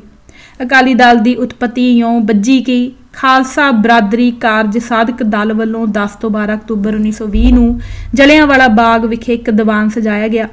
ਇਹ ਜਥੇਬੰਦੀ ਖਾਲਸਾ ਬਰਾਦਰੀ ਕਾਰਜ ਸਾਧਕ ਦਲ ਮੌਲਵੀ ਕਰੀਮ ਬਖਸ਼ ਬਕਾਪੁਰ ਜਲੰਧਰ ਦੇ ਬੇਟੇ ਰੁਕਨਦੀਨ ਦੀ ਸੀ, ਜਿਨ੍ਹਾਂ ਖੰਡੇ ਬਾਟੇ ਦੀ ਪਹੁਲ ਛਕਣ ਤੋਂ ਬਾਅਦ ਅਕਾਲ ਵੰਸ਼ੀ ਮਨੁੱਖਤਾ ਵਿੱਚ ਪੈਰ ਧਰਿਆ ਤੇ ਇੰਜ ਰੁਕਨਦੀਨ ਤੋਂ ਭਾਈ ਮਹਿਤਾਬ ਸਿੰਘ ਬਣ ਕੇ ਅਕਾਲ ਦੀ ਜਥੇਬੰਦਕ ਸੰਗਠਨਾਤਮਕ ਸ਼ਕਤੀ ਪੰਥ ਖਾਲਸਾ ਦਾ ਹਿੱਸਾ ਬਣ ਗਏ। ਖਾਲਸਾ ਬਰਾਦਰੀ ਕਾਰਜ ਸਾਧਕ ਦਲ ਦੇ ਆਪ ਪ੍ਰਧਾਨ ਸਨ। ਇਹ ਇਕੱਠ ਸ੍ਰੀ ਦਰਬਾਰ ਸਾਹਿਬ ਵਿੱਚ ਚੱਲ ਰਹੇ ਵਿਤਕਰੇ ਵਿਰੁੱਧ ਸੱਦਿਆ ਗਿਆ ਸੀ ਤਾਂ ਜੋ ਦਰਬਾਰ ਸਾਹਿਬ ਵਿਚਲੇ ਵਿਤਕਰੇ ਨੂੰ ਖਤਮ ਕੀਤਾ ਜਾ ਸਕੇ। ਸ੍ਰੀ ਦਰਬਾਰ ਸਾਹਿਬ ਦੇ ਪੁਜਾਰੀ ਅਖੌਤੀ ਜਾਤ ਬਰਾਦਰੀ ਵਿੱਚ ਫਸੇ ਸਨ ਤੇ ਨੀਵੀਆਂ ਜਾਤਾਂ ਦੇ ਸਿੱਖਾਂ ਤੋਂ ਪ੍ਰਸ਼ਾਦ ਪ੍ਰਵਾਨ ਨਹੀਂ ਸਨ ਕਰਦੇ। ਇਸ ਸਜੇ ਦੀਵਾਨ ਵਿੱਚ ਪੰਥ ਤੇ ਕਾਬਜ ਧੜਿਆਂ ਵਿੱਚੋਂ ਕੋਈ ਵੀ ਸਿੱਖ ਆਗੂ ਸ਼ਾਮਲ ਨਾ ਹੋਇਆ, ਇੱਥੋਂ ਤੱਕ ਕਿ ਇਹਨਾਂ ਨੂੰ ਲੰਗਰ ਪਕਾਉਣ ਲਈ ਭਾਂਡੇ ਤੱਕ ਨਾ ਦਿੱਤੇ ਗਏ। ਦੂਜੇ ਦਿਨ ਕੁਝ ਸੂਝਵਾਨ ਸ਼ਹਿਰੀ ਸਿੱਖ ਇਹਨਾਂ ਦੇ ਦੀਵਾਨ ਵਿੱਚ ਹਾਜ਼ਰ ਹੋਏ, ਜਿਨ੍ਹਾਂ ਵਿੱਚ ਸਰਦਾਰ ਸੁੰਦਰ ਸਿੰਘ ਮਜੀਠਾ, ਜਥੇਦਾਰ ਕਰਤਾਰ ਸਿੰਘ ਝੱਬਰ, ਜਥੇਦਾਰ ਤੇਜਾ ਸਿੰਘ ਭੁੱਚਰ, ਸਰਦਾਰ ਮੰਗਲ ਸਿੰਘ ਮਾਨ, ਬਹਾਦਰ ਸਿੰਘ ਹਕੀਮ ਆਦਿ ਸਨ। 12 ਅਕਤੂਬਰ 1920 ਨੂੰ ਅੰਮ੍ਰਿਤ ਸੰਚਾਰ ਕਰਵਾਇਆ ਗਿਆ ਤੇ ਕਈ ਸਿੰਘ ਸਜੇ। ਇਹ ਸਭ ਸਰਦਾਰ ਸੁੰਦਰ ਸਿੰਘ ਮਜੀਠੀਆ ਦੀ ਅਗਵਾਈ ਵਿੱਚ ਸ੍ਰੀ ਦਰਬਾਰ ਸਾਹਿਬ ਗਏ ਅਤੇ ਕੜਾਹ ਪ੍ਰਸ਼ਾਦ ਦੀ ਦੇਗ ਕਰਵਾਈ, ਪਰ ਪੁਜਾਰੀਆਂ ਨੇ ਇਹਨਾਂ ਦੀ ਦੇਗ ਲੈਣ ਤੋਂ ਅਤੇ ਸਵੀਕਾਰ ਕਰਾਉਣ ਤੋਂ ਮਨਾ ਕਰ ਦਿੱਤਾ। ਪ੍ਰੋਫੈਸਰ ਹਰਕਿਸ਼ਨ ਸਿੰਘ ਬਾਵਾ ਨੇ ਗਲ ਵਿੱਚ ਪੱਲਾ ਪਾ ਕੇ ਪੁਜਾਰੀਆਂ ਨੂੰ ਬਾਰ-ਬਾਰ ਬੇਨਤੀ ਪ੍ਰਵਾਨ ਕਰਨ ਹਿੱਤ ਬਿਨੇ ਕੀਤੀ। ਇਤਨੇ ਵਿੱਚ ਕਾਫੀ ਸਿੱਖ ਸੰਗਤਾਂ ਜਥੇਦਾਰ ਕਰਤਾਰ ਸਿੰਘ ਝੱਬਰ, ਜਥੇਦਾਰ ਤੇਜਾ ਸਿੰਘ ਭੁੱਚਰ ਨਾਲ ਹੋਰ ਪੁੱਜ ਗਈਆਂ ਤੇ ਕਾਫੀ ਸੰਗਤਾਂ ਦਾ ਉੱਥੇ ਇਕੱਠ ਹੋ ਗਿਆ। ਵਿੱਚ ਵਿਚਾਲੇ ਤੋਂ ਬਾਅਦ ਗੱਲ ਸ੍ਰੀ ਗੁਰੂ ਗ੍ਰੰਥ ਸਾਹਿਬ ਜੀ ਦੇ ਹੁਕਮ ਤੇ ਛੱਡੀ ਗਈ। ਪਾਤਸ਼ਾਹ ਨੇ ਹੁਕਮ ਦਿੱਤਾ, ਨਿਰਗੁਣਿਆਂ ਨੂੰ ਆਪੇ ਬਖਸ਼ ਲਏ, ਭਾਈ ਸਤਿਗੁਰ ਕੀ ਸੇਵਾ ਲਾਏ। ਅਖੀਰ ਪੁਜਾਰੀਆਂ ਨੇ ਅਰਦਾਸ ਕੀਤੀ ਅਤੇ ਦੇਗ ਪ੍ਰਵਾਨ ਕਰਵਾਈ। ਚੇਤੇ ਰਹੇ ਕਿ ਇਸ ਸਮੇਂ ਤੱਕ ਗੁਰੂ ਗ੍ਰੰਥ ਸਾਹਿਬ ਦੀ ਸੇਵਾ ਸੰਭਾਲ ਹਿੱਤ ਨਿਯਤ ਵਿਅਕਤੀ ਨੂੰ ਪੁਜਾਰੀ ਹੀ ਕਿਹਾ ਜਾਂਦਾ ਸੀ। ਇਸ ਸਮੇਂ ਤੱਕ ਇਸ ਸੇਵਾ ਸੰਭਾਲ ਕਰਨ ਵਾਲੇ ਵਿਅਕਤੀ ਲਈ ਸ਼ਬਦ ਗ੍ਰੰਥੀ ਦਾ ਇਸਤੇਮਾਲ ਹੋਣਾ ਆਰੰਭ ਨਹੀਂ ਸੀ ਹੋਇਆ। ਜਦ ਇਹ ਸੰਗਤ ਸ੍ਰੀ ਅਕਾਲ ਤਖਤ ਸਾਹਿਬ ਵਿਖੇ ਮੱਥਾ ਟੇਕਣ ਗਈ ਤਾਂ ਉੱਥੇ ਨਿਯਤ ਪੁਜਾਰੀ ਉੱਥੋਂ ਆਪੇ ਹੀ ਭੱਜ ਖੜੇ ਤੇ ਤਖਤ ਸਾਹਿਬ ਨੂੰ ਸੁੰਨਾ ਛੱਡ ਗਏ। ਜਥੇਦਾਰ ਤੇਜਾ ਸਿੰਘ ਭੁੱਚਰ ਨੂੰ ਸੰਗਤਾਂ ਨੇ ਇਕੱਠ ਮਗਰੋਂ ਤਖਤ ਸਾਹਿਬ ਦੀ ਸੇਵਾ ਸੰਭਾਲ ਦੀ ਡਿਊਟੀ ਦੇ ਦਿੱਤੀ। ਸਿੱਖ ਕੌਮ ਵਿੱਚ ਲੋਕਾਂ ਦਾ ਆਪਣੇ ਤੌਰ ਤੇ ਆਪਣੇ ਵਿਵੇਕ ਨਾਲ ਸ਼੍ਰੀ ਅਕਾਲ ਤਖਤ ਸਾਹਿਬ ਦਾ ਜਥੇਦਾਰ ਸੰਗਤੀ ਪੰਥਕ ਪ੍ਰਣਾਲੀ ਰਾਹੀਂ ਆਰੰਭ ਹੋ ਗਿਆ, ਪਰ ਨਾਲ ਦੇ ਨਾਲ ਹੀ ਇੱਥੇ ਹੀ ਇਹ ਵਿਕਸਿਤ ਹੋਈ ਪਰੰਪਰਾ ਖੜ ਵੀ ਗਈ। 16 ਹੋਰ ਮੈਂਬਰਾਂ ਨੇ ਉਸੇ ਵੇਲੇ ਆਪਣੇ ਆਪ ਨੂੰ ਨਿਸ਼ਕਾਮ ਸੇਵਾ ਲਈ ਪੇਸ਼ ਕੀਤਾ ਤੇ ਇੰਜ 17 ਮੈਂਬਰੀ ਕਮੇਟੀ ਦਾ ਗਠਨ ਸ਼੍ਰੀ ਅਕਾਲ ਤਖਤ ਸਾਹਿਬ ਦੀ ਸੇਵਾ ਸੰਭਾਲ ਅਤੇ ਪ੍ਰਬੰਧ ਲਈ ਕਾਇਮ ਹੋ ਗਿਆ। ਇਹਨਾਂ ਦੇ ਮੁਖੀ ਨੂੰ ਜਥੇਦਾਰ ਦੀ ਪਦਵੀ ਨਹੀਂ ਦਿੱਤੀ ਗਈ, ਸਗੋਂ ਜਿਸ ਨੂੰ ਮੁਖੀ ਬਣਾਇਆ ਗਿਆ ਉਸ ਸਿੱਖ ਸ਼ਖਸੀਅਤ ਦੇ ਨਾਮ ਨਾਲ ਪਹਿਲਾਂ ਤੋਂ ਹੀ ਜਥੇਦਾਰ ਲੱਗਦਾ ਆ ਰਿਹਾ ਸੀ, ਕਿਉਂਕਿ ਉਹ ਆਪਣੇ ਇਲਾਕੇ ਦੇ ਗੁਰਦੁਆਰਾ ਸੁਧਾਰ ਲਹਿਰ ਵਿੱਚ ਤੁਰਨ ਵਾਲੇ ਸਿੰਘਾਂ ਦੇ ਜਥੇ ਦੇ ਸਤਿਕਾਰ ਨਾਲ ਨਿਵਾਜੇ ਜਥੇਦਾਰ ਸਨ। ਇਹ ਸਮਾਂ ਗੁਰਦੁਆਰਿਆਂ ਨੂੰ ਮਹੰਤਾਂ ਤੋਂ ਆਜ਼ਾਦ ਕਰਾਉਂਦਾ ਸੀ। ਗੁਰਦੁਆਰਾ ਪੰਜਾ ਸਾਹਿਬ ਨੂੰ ਆਜ਼ਾਦ ਕਰਾਉਣ ਵੇਲੇ 26 ਨਵੰਬਰ 1920 ਨੂੰ ਸਜੇ ਦੀਵਾਨ ਵਿੱਚ ਜਥੇਦਾਰ ਕਰਤਾਰ ਸਿੰਘ ਝੱਬਰ ਨੇ ਅਕਾਲੀ ਫੌਜ ਦੀ ਭਰਤੀ ਕਰਨ ਹਿੱਤ ਸੰਗਤਾਂ ਅੱਗੇ ਤਜਵੀਜ਼ੀ ਸਕੀਮ ਦੀ ਅਪੀਲ ਕੀਤੀ। ਇਹ ਪ੍ਰਵਾਨ ਹੋ ਗਈ ਅਤੇ 50 ਸਿੰਘ ਉਸ ਵੇਲੇ ਸਜੇ ਦੀਵਾਨ ਵਿੱਚੋਂ ਭਰਤੀ ਹੋਣ ਲਈ ਨਿੱਤਰ ਆਏ ਤੇ ਉਹਨਾਂ ਦੀ ਭਰਤੀ ਨਾਲ ਅਕਾਲੀ ਫੌਜ ਦਾ ਗਠਨ ਆਰੰਭ ਹੋ ਗਿਆ। ਪੰਜਾ ਸਾਹਿਬ ਵਿਖੇ ਸਜੇ ਇਸੇ ਦੀਵਾਨ ਵਿੱਚ ਹੀ ਪ੍ਰਸਿੱਧ ਵਿਦਵਾਨ ਅਤੇ ਪੰਥ ਖਾਲਸੇ ਦੀ ਸਿੱਖ ਰਾਸ਼ਟਰੀਅਤਾ ਦੇ ਸੁਤੰਤਰਤਾ ਸੰਗਰਾਮੀ ਗਿਆਨੀ ਸ਼ੇਰ ਸਿੰਘ ਨੇ ਇਸ ਅਕਾਲੀ ਫੌਜ ਲਈ ਫੰਡ ਹਿੱਤ ਸੰਗਤਾਂ ਨੂੰ ਅਪੀਲ ਕੀਤੀ। ਉਸੇ ਵੇਲੇ 1000 ਰੁਪਏ ਨਕਦ ਇਕੱਠੇ ਹੋ ਗਏ। ਇਸ ਅਕਾਲੀ ਫੌਜ ਦੇ ਸੰਕਲਪ ਨੂੰ ਪੂਰੀ ਤਰ੍ਹਾਂ ਮੂਰਤੀਮਾਨ ਕਰਨ ਲਈ 23 ਜਨਵਰੀ 1921 ਨੂੰ ਸ਼੍ਰੀ ਅਕਾਲ ਤਖਤ ਸਾਹਿਬ ਤੇ ਇਕੱਠ ਬੁਲਾਇਆ ਗਿਆ ਤੇ 2 ਦਿਨ ਚੱਲੇ ਇਸ ਇਕੱਠ ਵਿੱਚ ਜਥੇਬੰਦੀ ਦਾ ਨਾਮ ਅਕਾਲੀ ਦਲ ਪ੍ਰਵਾਨ ਕਰਕੇ ਇਸ ਦੇ ਅਹੁਦੇਦਾਰ ਚੁਣੇ ਗਏ। ਇਸ ਦੇ ਪਹਿਲੇ ਸੇਵਾਦਾਰ ਪ੍ਰਧਾਨ ਨਹੀਂ, ਜਥੇਦਾਰ ਸਰਦਾਰ ਸਰਮੁਖ ਸਿੰਘ ਝਬਾਲ ਚੁਣ ਲਏ ਗਏ। ਇਸ ਅਕਾਲੀ ਦਲ ਨੇ ਆਪਣਾ 2 ਨੁਕਾਤੀ ਪ੍ਰੋਗਰਾਮ ਐਲਾਨ ਕੀਤਾ। ਪਹਿਲਾ, ਸਾਰੇ ਅਕਾਲੀ ਜਥਿਆਂ ਨੂੰ ਇਕੱਠਾ ਕਰਕੇ ਪੰਥ ਦੀ ਸੇਵਾ ਕਰਨੀ। ਦੂਜਾ, ਗੁਰਦੁਆਰਿਆਂ ਦੀ ਸੇਵਾ ਵਾਸਤੇ ਸ਼੍ਰੋਮਣੀ ਗੁਰਦੁਆਰਾ ਪ੍ਰਬੰਧਕ ਕਮੇਟੀ ਦੇ ਹੁਕਮ ਉੱਤੇ ਅਮਲ ਕਰਨਾ। ਇਸ ਅਕਾਲੀ ਦਲ ਨੇ 29 ਮਾਰਚ 1922 ਦੇ ਦਿਨ ਆਪਣੇ 6ਵੇਂ ਮਤੇ ਰਾਹੀਂ ਆਪਣਾ ਨਾਮ ਸ਼੍ਰੋਮਣੀ ਅਕਾਲੀ ਦਲ ਬਦਲ ਕੇ ਰੱਖ ਲਿਆ। CID ਦੀ ਰਿਪੋਰਟ ਮੁਤਾਬਕ 1920 ਦੀਆਂ ਗਰਮੀਆਂ ਵਿੱਚ ਵੱਡੀਆਂ ਕਿਰਪਾਨਾਂ ਚੁੱਕੀ ਗੂੜੀਆਂ ਨੀਲੀਆਂ ਪੱਗਾਂ ਵਾਲੇ ਅਕਾਲੀ ਪਹਿਲੀ ਵਾਰੀ ਆਵਾਮ ਵਿੱਚ ਦੱਸੇ। ਦਰਅਸਲ ਅਕਾਲੀ ਦਲ ਦਾ ਗਠਨ ਹੀ ਗੁਰਦੁਆਰਿਆਂ ਦੀ ਆਜ਼ਾਦੀ ਹਿੱਤ ਸ਼ਾਂਤਮਈ ਕੁਰਬਾਨੀਆਂ ਦੇਣ ਵਾਲੇ ਜਥੇ ਦੇ ਤੌਰ ਤੇ ਹੋਇਆ ਸੀ, ਜਿਸ ਵਿੱਚ ਹਜ਼ਾਰਾਂ ਹੀ ਸਾਬਕਾ ਫੌਜੀ, ਕਿਸਾਨ, ਮਜ਼ਦੂਰ, ਪੜ੍ਹੇ ਲਿਖੇ ਅਤੇ ਸ਼ਹਿਰੀ ਸਿੱਖ ਸ਼ਾਮਲ ਸਨ। ਇਹਨਾਂ ਵਿੱਚੋਂ ਹਰ ਇੱਕ ਵਿੱਚ ਆਪਣੇ ਧਾਰਮਿਕ ਸਥਾਨਾਂ ਨੂੰ ਆਜ਼ਾਦ ਕਰਵਾਉਣ ਦੀ ਜਜ਼ਬਾਤੀ ਸੋਚ ਮੌਜੂਦ ਸੀ, ਜੋ ਗੁਰੂ ਕੀ ਗੋਲਕ ਵਿੱਚੋਂ ਕੁਝ ਵੀ ਨਹੀਂ ਸਨ ਲੈਂਦੇ, ਸਗੋਂ ਦਸਵੰਧ ਦਿੰਦੇ ਸਨ। ਇਹ ਅਕਾਲੀ ਦਲ ਸ਼੍ਰੋਮਣੀ ਗੁਰਦੁਆਰਾ ਪ੍ਰਬੰਧਕ ਕਮੇਟੀ ਦੇ ਹਰਿਆਵਲ ਦਸਤੇ ਦੇ ਤੌਰ ਤੇ ਕੰਮ ਕਰਦਾ ਸੀ ਅਤੇ ਇਸੇ ਦੀ ਹੀ ਅਗਵਾਈ ਕਬੂਲਦਾ ਸੀ। ਇਹ ਹੁਣ ਅੱਜ ਕੱਲ੍ਹ ਪੁੱਠਾ ਗੇੜਾ ਦਿੱਤਾ ਗਿਆ ਹੈ, ਜਦ ਸ਼੍ਰੋਮਣੀ ਗੁਰਦੁਆਰਾ ਪ੍ਰਬੰਧਕ ਕਮੇਟੀ ਅਤੇ ਗੁਰੂ ਕੀ ਗੋਲਕ ਨੂੰ ਅਕਾਲੀ ਦਲ ਵਾਸਤੇ ਵਰਤਿਆ ਜਾਂਦਾ ਹੈ। ਨਿਜ਼ਾਮ ਹੁਣ ਗਲਤ ਹੋਇਆ ਹੈ। ਇਸ ਅਕਾਲੀ ਦਲ ਦਾ ਆਰੰਭ ਵਿੱਚ ਕੋਈ ਵੀ ਰਾਜਨੀਤਿਕ ਨਿਸ਼ਾਨਾ ਨਹੀਂ ਸੀ। ਇਸ ਨੇ ਹੌਲੀ-ਹੌਲੀ ਅਤੇ ਲੋੜ ਅਨੁਸਾਰ ਸਿੱਖਾਂ ਦੇ ਰਾਜਨੀਤਿਕ ਹੱਕਾਂ ਦੀ ਗੱਲ ਕਰਨੀ ਸ਼ੁਰੂ ਕੀਤੀ। ਇਸ ਤੋਂ ਪਹਿਲਾਂ ਸਰਕਾਰੀ ਛਤਰ ਛਾਇਆ ਅਤੇ ਇੱਛਾ ਮੁਤਾਬਕ ਜਿੰਨੀ ਕੁ ਸਰਕਾਰ ਚਾਹੁੰਦੀ ਸੀ ਉਨੀ ਕੁ ਗੱਲ ਚੀਫ ਖਾਲਸਾ ਦੀਵਾਨ ਜਾਂ ਹੋਰ ਸਰਕਾਰੀ ਸਰਪ੍ਰਸਤੀ ਵਾਲੇ ਸਿੱਖ ਕਰ ਲੈਂਦੇ ਸਨ। ਸਿੱਖ ਰਾਜ ਖੁੱਸਣ ਤੋਂ ਲਗਭਗ 24 ਸਾਲ ਬਾਅਦ ਇਹ ਉਹ ਸਮਾਂ ਸੀ ਜਦੋਂ ਸਿੱਖ ਪਹਿਲਾਂ ਸਿੰਘ ਸਭਾ ਲਹਿਰ 1873 ਅਤੇ ਇਸ ਲਹਿਰ ਰਾਹੀਂ ਨਿਕਲੇ 1892 ਵਿੱਚ ਖਾਲਸਾ ਕਾਲਜ ਸ਼੍ਰੀ ਅੰਮ੍ਰਿਤਸਰ ਦੀ ਕਾਇਮੀ ਤੋਂ ਬਾਅਦ ਵੀ ਧਾਰਮਿਕ ਤੇ ਸਮਾਜ ਚੇਤਨਾ ਦੇ ਵਿਕਸਿਤ ਹੋ ਰਹੇ ਸਮਾਜ ਵਿੱਚ ਸਿੱਖ ਰਾਸ਼ਟਰੀ ਚੇਤਨਾ ਦੀ ਘਾਟ ਹੀ ਦਿਸਦੀ ਹੈ। ਹਾਲਾਂਕਿ ਮਿਸਲਾਂ ਵਿੱਚੋਂ ਫੂਲਕੀਆ ਮਿਸਲ ਦੇ ਰਾਜ ਘਰਾਣੇ ਪਟਿਆਲਾ ਰਿਆਸਤ ਵੀ ਵਿੱਦਿਆ ਦੇ ਖੇਤਰ ਵਿੱਚ ਚੰਗਾ ਯੋਗਦਾਨ ਪਾ ਰਹੀ ਸੀ। ਸ਼੍ਰੀ ਗੁਰੂ ਗ੍ਰੰਥ ਸਾਹਿਬ ਜੀ ਪਰ ਸੱਭਿਅਤਾ ਪੱਖੋਂ, ਰਾਜਨੀਤਿਕ ਅਤੇ ਧਾਰਮਿਕ ਚੇਤਨਾ ਪੱਖੋਂ ਇਹ ਸਿਰਫ ਅੰਗਰੇਜ਼ ਪ੍ਰਸਤੀ ਵਿੱਚ ਹੀ ਡਿੱਗੇ ਰਹੇ। ਸਿੱਖ ਰਾਸ਼ਟਰੀ ਪੱਖ ਦਾ ਸਵੈ ਅਭਿਮਾਨ ਅਤੇ ਸੰਪ੍ਰਭੂਤਾ ਦੀ ਘੋਰ ਘਾਟ ਹੀ ਰਹੀ। ਚਾਹੇ ਮਹਿੰਦਰਾ ਕਾਲਜ ਹੋਂਦ ਵਿੱਚ ਆਇਆ ਅਤੇ ਪੰਜਾਬ ਯੂਨੀਵਰਸਿਟੀ ਨੂੰ ਪੌਣੇ ਲੱਖ ਦੀ ਗ੍ਰਾਂਟ ਜਾਂ ਹੋਰ ਵਿਦਿਅਕ ਖੇਤੀਬਾੜੀ ਦੀ ਪੜ੍ਹਾਈ ਲਈ ਪ੍ਰਬੰਧਾਂ ਵਿੱਚ ਇਹ ਅਵਲ ਰਹੇ ਹਨ, ਸਿੱਖ ਰਾਸ਼ਟਰੀਅਤਾ ਦਾ ਪੱਖ ਇਹਨਾਂ ਨਹੀਂ ਸੰਭਾਲਿਆ। ਫਿਰ 1902 ਵਿੱਚ ਵਿਦਿਅਕ ਖੇਤਰ ਵਿੱਚ ਚੀਫ ਖਾਲਸਾ ਦੀਵਾਨ ਦੀ ਕਾਇਮੀ ਨੇ ਵੀ ਸਿੱਖ ਕੌਮ ਵਿੱਚ ਸਿੱਖ ਕੌਮੀਅਤਾ ਦੀ ਰਾਸ਼ਟਰੀਅਤਾ ਦੇ ਸਵੈ ਰਾਜੀ ਸਵੈ ਮਾਨ ਵਾਲੇ ਪਾਸੇ ਰਾਜਨੀਤਿਕ ਖੇਤਰ ਵੱਲ ਕੋਈ ਉਚੇਰਾ ਧਿਆਨ ਨਹੀਂ ਦਿੱਤਾ।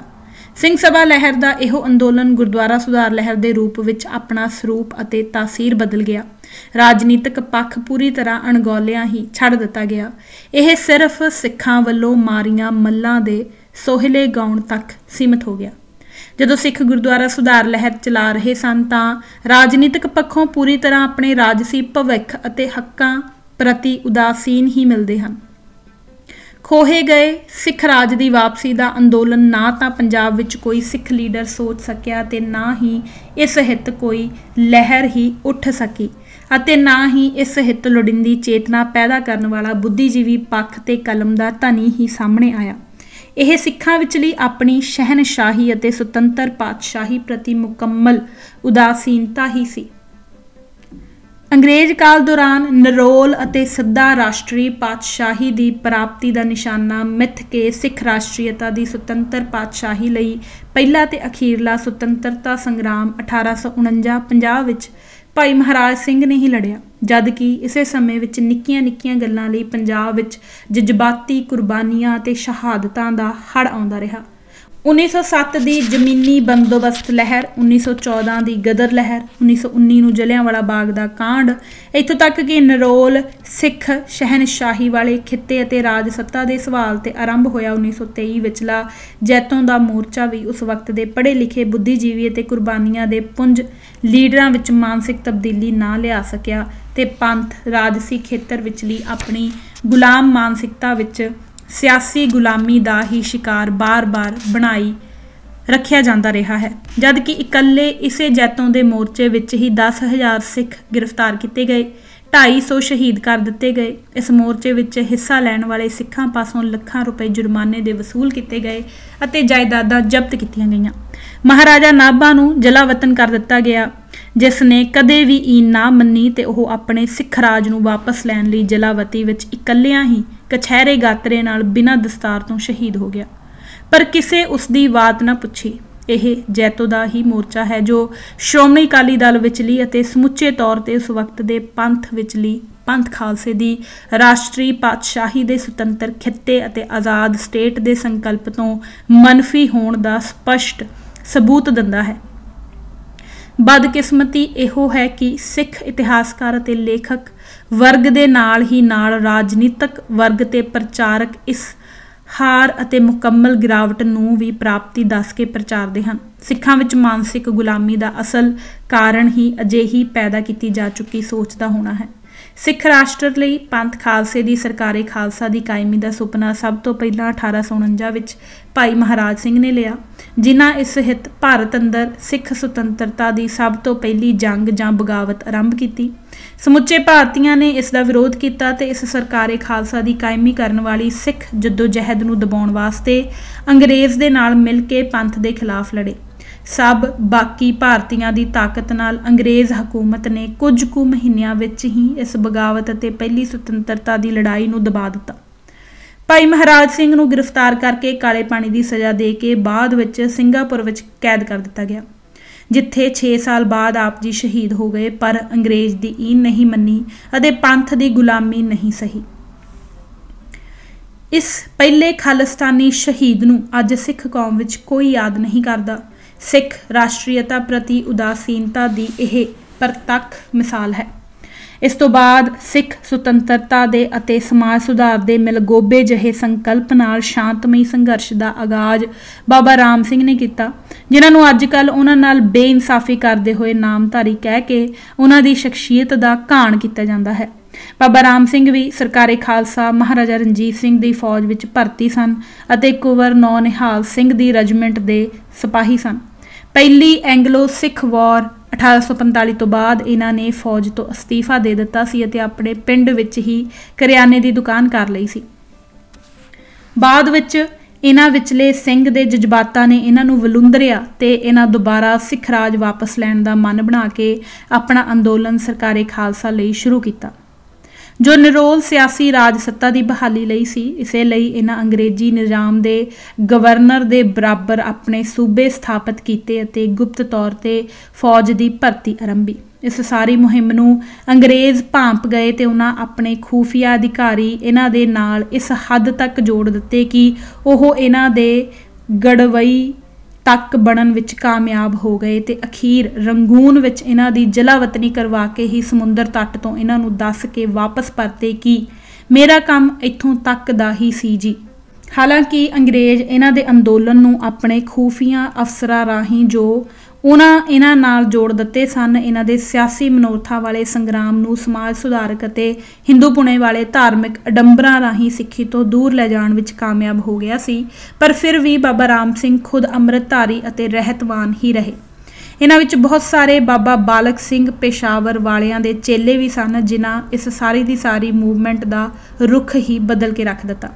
ਇਹਨਾਂ ਨਾਮਧਾਰੀਆਂ ਦਾ ਅੱਜ ਦਾ ਢਾਂਚਾ ਤਾਂ ਬਾਬਾ ਰਾਮ ਸਿੰਘ ਦੇ ਭਰਾ ਨੇ ਬਾਬਾ ਰਾਮ ਸਿੰਘ ਤੋਂ ਬਾਅਦ ਨਿਜਗਰਜੀ ਹੈਸੀਅਤ ਵਿੱਚ ਲਾਮਬੰਦ ਕੀਤਾ ਹੈ, ਜਾਂ ਕਹਿ ਲਵੋ ਅੰਗਰੇਜ਼ਾਂ ਦੇ ਫੂਟ ਪਾਓ ਤੇ ਰਾਜ ਕਰੋ ਦੀ ਨੀਤੀ ਵਿੱਚ ਸਿੱਖ ਰਾਜ ਦੀ ਦੁਬਾਰਾ ਵਾਪਸੀ ਨਾ ਕਰਨੀ ਪਏ ਦੀ ਨੀਅਤ ਨਾਲ ਸਥਾਪਿਤ ਕੀਤਾ ਹੈ, ਜਿਸ ਨੂੰ ਇੱਕ ਡੇਰਾਵਾਦੀ ਰੂਪ ਦੇਣ ਲਈ ਕਈ ਤਰ੍ਹਾਂ ਦੇ ਅਡੰਬਰ ਕੀਤੇ।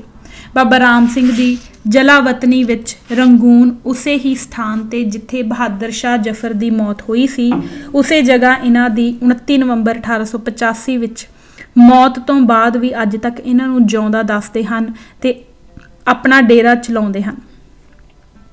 ਪਹਿਲਾਂ ਇਹ ਅੰਗਰੇਜ਼ਾਂ ਦੇ ਬਾਗੀ ਸਨ, ਪਰ ਬਾਬਾ ਰਾਮ ਸਿੰਘ ਤੋਂ ਬਾਅਦ ਜਲਦ ਹੀ ਇਹ ਅੰਗਰੇਜ਼ਾਂ ਦੇ ਤੇ ਹਕੂਮਤ ਦੇ ਪੱਖੀ ਹੋ ਗਏ।